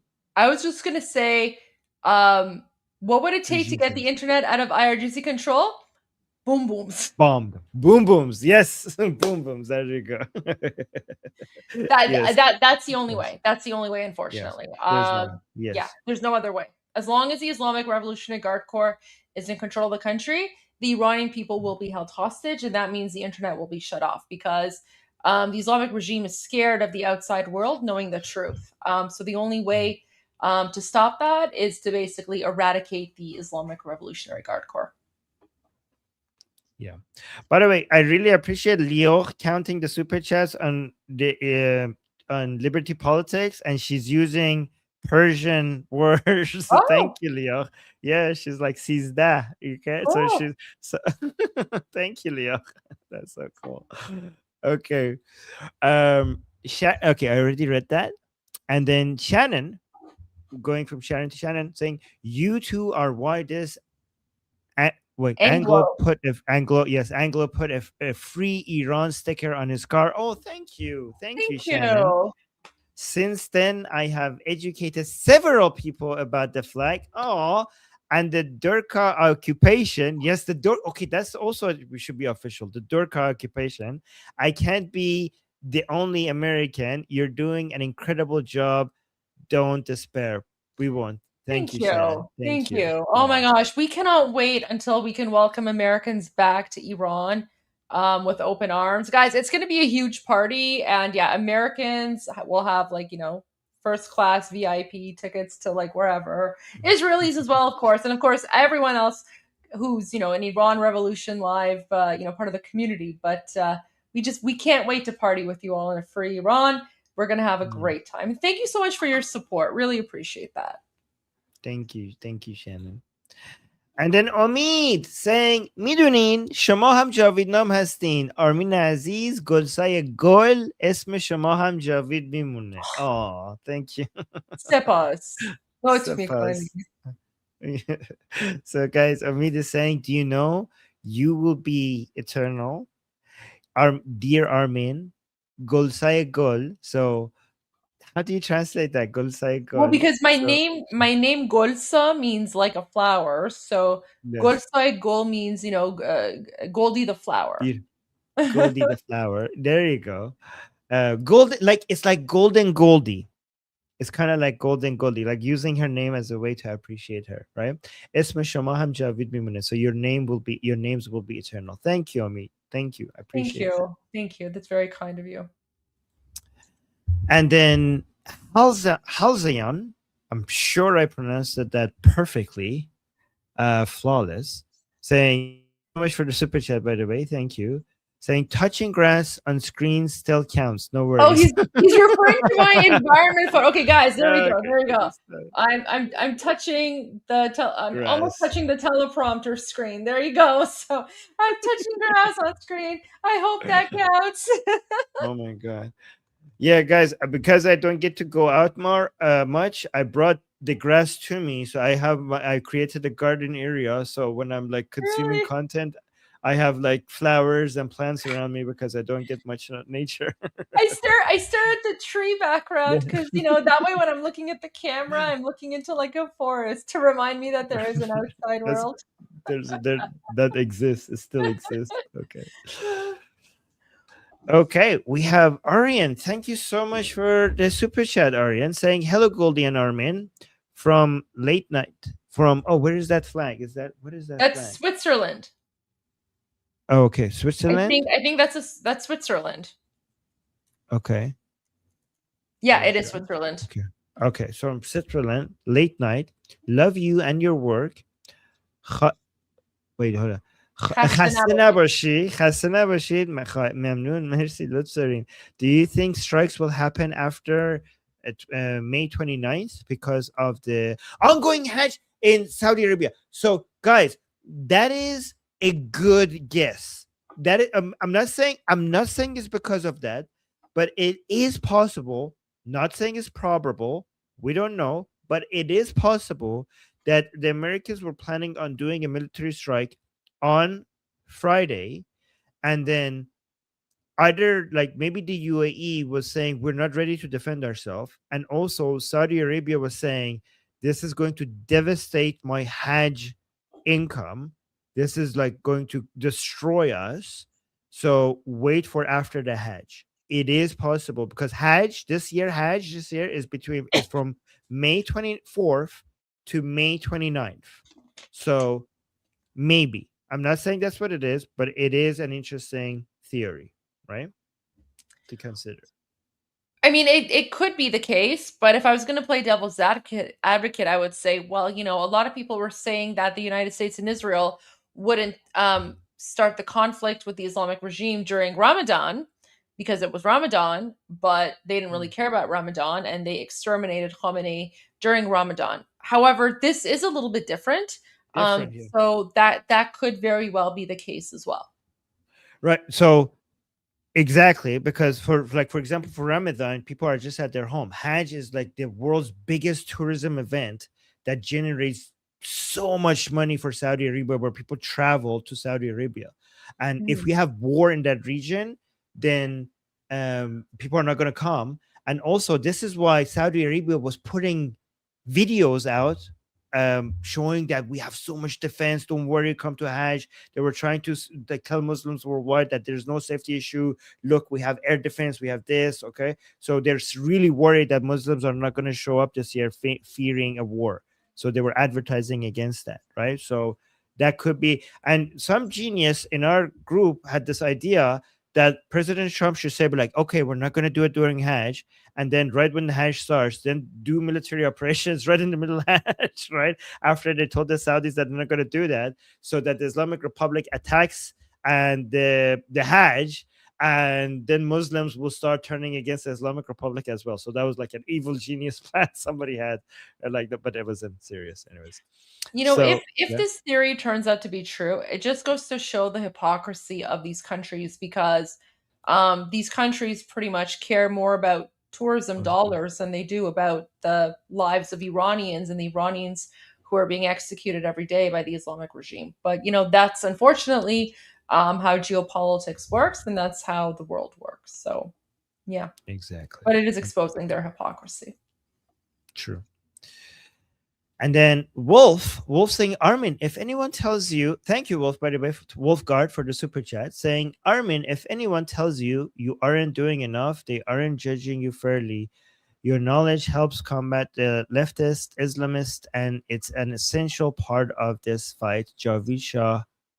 Is that Barodar? Oh, yeah, I think it's Barodar. Oh, thank you. Well, thank you. Thank you, Barodar. Thank you so much. Oh, that's so sweet. That's so sweet. Oh, thank you so much. That's very sweet. I appreciate that. Guys, you guys give us so much motivation. Thank you. Sherry saying, soon that flag will fly over a free run. Soon. Yeah. The Lion Sun flag. Absolutely, it will. Thank you. Absolutely. Yes. And then Amir, always so supportive, saying, when you said Esther va Mordechai, my heart skipped a beat. Oh, really? Okay, that's so sweet. Okay, soon, Amir, you will be able to visit it. Amir, me and you will visit her resting place together. Okay, together, and then the mischief guide is saying, why is the Iranian army fencing? Well, first of all, the Artesh, the heads of the Artesh, remember, they're RGC. Okay, so the heads of the Artesh is no difference from IRGC, unless some of them are spies and helping the Israelis and America, but most of them are the same as IRGC. The body of the Artesh, they don't have access to guns. They're not just given guns readily for them to use, and the regime is suspicious of them, so they limit their access to guns. So there's not that much that you could expect from them, right? So but it is a question a lot of people are asking. And thank you again for the super chats. Halzion is saying, will Zoroastrian fire temples be reopened? Yes, and consecrated once the regime falls and Iran is free again. Yes, there are many temples that are not active and have been shut down. And I bet you, especially because so many people globally are now interested in Zoroastrianism, so a lot of them are going to be open, and the Iranian people are also interested. Because, guys, for Iranian people, many Iranian people are not Zoroastrian, but they appreciate Zoroastrian symbol and history and culture and traditions as the symbols of their country and a representation of their soil and their history, and a way for them to express their patriotism. So even if you're not Zoroastrian, yeah, we like so for Iranians who are not Zoroastrian but who are maybe agnostic or atheist or whatever, we're culturally Zoroastrian, right? So this, because the Zoroastrian culture is deeply ingrained with the Iranian identity itself. So you can't separate Iranian history from Zoroastrianism. So even for those Iranians who might not be religiously Zoroastrian, we're all culturally Zoroastrian. And one of the examples is Nowruz, for example. So Nowruz, which is the first day of spring, it's originally a Zoroastrian tradition, religious celebration, but today it's celebrated by all Iranians regardless of religion. It's viewed as like a cultural celebration. So that's like one example. Yeah, exactly. Okay, and then we have Hezi saying +1 for Amir's idea. I love that too. Visiting Esther's resting place. Okay, we'll go together. Okay, we'll all go together, and you're invited as well. We'll do a group tour together. And thank you for the super chat. And then John is saying, Armin, I've seen that mug for a while. What is that? Chappie's crying. Chappie. Oh, Chappie. Oh my God, leftists are crying. Yes, okay. Oh my God, thank you. Oh my God. Okay, yes. See, Chappie. now you're relying on Goldie GPT. Look at that. Goldie GPT to the rescue. Yes, you're right. I'm not good at Fingilisi. This is Fingilisi. I know. Okay. Yeah. Okay. Okay, Sarah is saying, yesterday my neighbor told me he opened it. First of all, thank you, Sarah. Thank you for the super chat. I appreciate you. Always supportive. Saying, yesterday my neighbor told me he hoped Iran signs a peace deal. I told him we don't want that. The term peace deal is confusing MSM watchers. Yes. So thank you, Sarah, for educating them. That person, your neighbor, was probably trying to be supportive to you, knowing that you're Iranian. But this is why the word peace deal confuses them. They think like, okay, you are Iranian, you must want peace, right? So thank you for educating people, Sarah. Thank you. I appreciate that. And yeah, guys, a lot of people have no idea like what the Iranian people want. So it's so good that you guys are out there and telling people all of this. Yeah, thank you. Yeah. Deborah. Oh, so Kotak chunky yogurt. Yes. Kotak chunky yogurt. I'm down with that. I'm down with that. Kotak chunky yogurt. Yes. Yeah. Thank you, Deborah. That's funny. And then we have Jedi saying boom boom. Yes. Boom, boom boom. boom. Boom boom. Yes, exactly. And then another one from Jedi saying, oh, wait. Oh, make boom boom great again. MBBA. I Okay. should, you know what? I should make like a hat or a T-shirt that says like Yes. "Make Boom Booms Great Boom Again." boom great again. Yes. People were demanding that as a merch, actually. Yes. Oh my gosh. Okay, I'll come up with like a hat or a T-shirt or something. If you guys really want like a "Make Boom Booms Great Again" thing, all right, I'll see what I can Yes. come up with. Oh my gosh. That would be good. Okay, and then we have Bill. Bill, thank you so much for the super chat saying you two are awesome. I am retired factory worker from Indiana, USA. Have learned so much here. Wow. Okay, great. Coming to Iran to see the biblical sites when you are free. Okay, we will love hosting you there. Hopefully, we get to see you in person.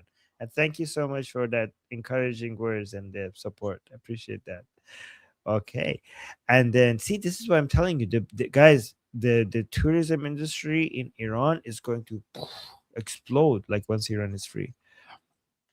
And then we have Jeremy saying, if my mom's research is correct, then I am a descendant of Esther. Are you really? Okay, wow. Okay, hopefully your mom is correct. That's super cool. Wow, that is pretty cool. Okay, how do you say the first part? Hadassah Esther, right? Is that how I pronounce it? Hadassah Esther, yeah. Esther, yeah. Okay, thank you, Jeremy. And then last super chat. Thank you, Galveston County Mike. Galveston County's in Texas. In Texas. Okay. See, Goldie knows. Goldie loves Texas. She was in Texas. That's how she knows these things. I've been to Galveston Beach too, so I know. Oh, really? Okay. Yeah. Okay. So, I mean, she's Bakhtiari, so that's why she loves that's why she loves That is Texas. true. That is true. That is true. Okay.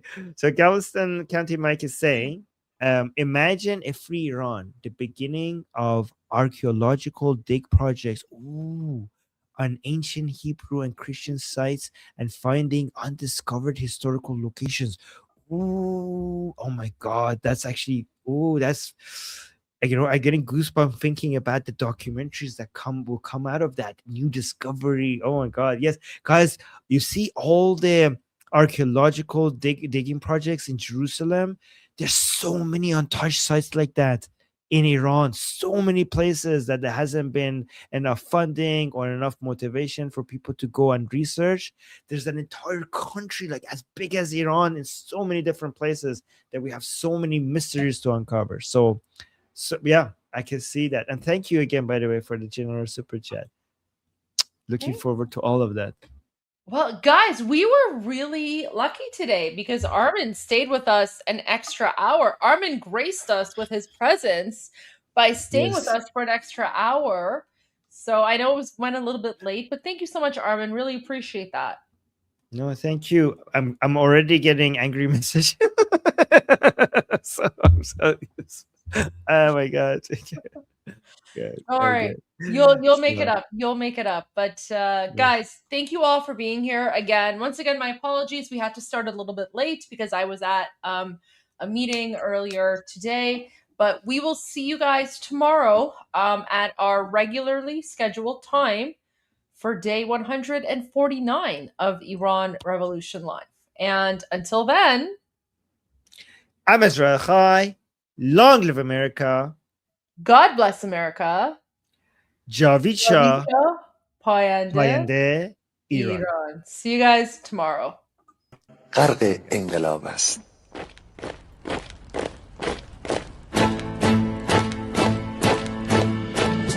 کشور ما، تاریخ ما ترسید گر فرا گرفته، گویی اهورا مستا دوباره در نور خود مرا گرفته.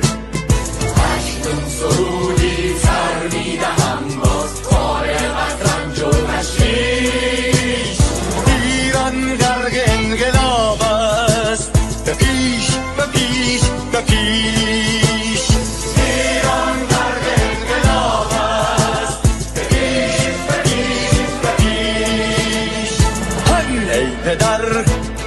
ای پسر برخیز و با ما شو هنگام تا درد آن تجربه تلخ ما را نکشیده در کار بگذار هر دم ببرند گرگ ها دم لباس میش ایران قرن انقلاب است به پیش به پیش به پیش ایران قرن انقلاب است به پیش به پیش به پیش ای کارگر ای برزگر راحت کنون ادامه دارد در این زمان که پرتو یزدان از هر سو بر تو میبارد پس پیش به سوی آزادی از بحر خزر تا کیش ایران غرق انقلاب است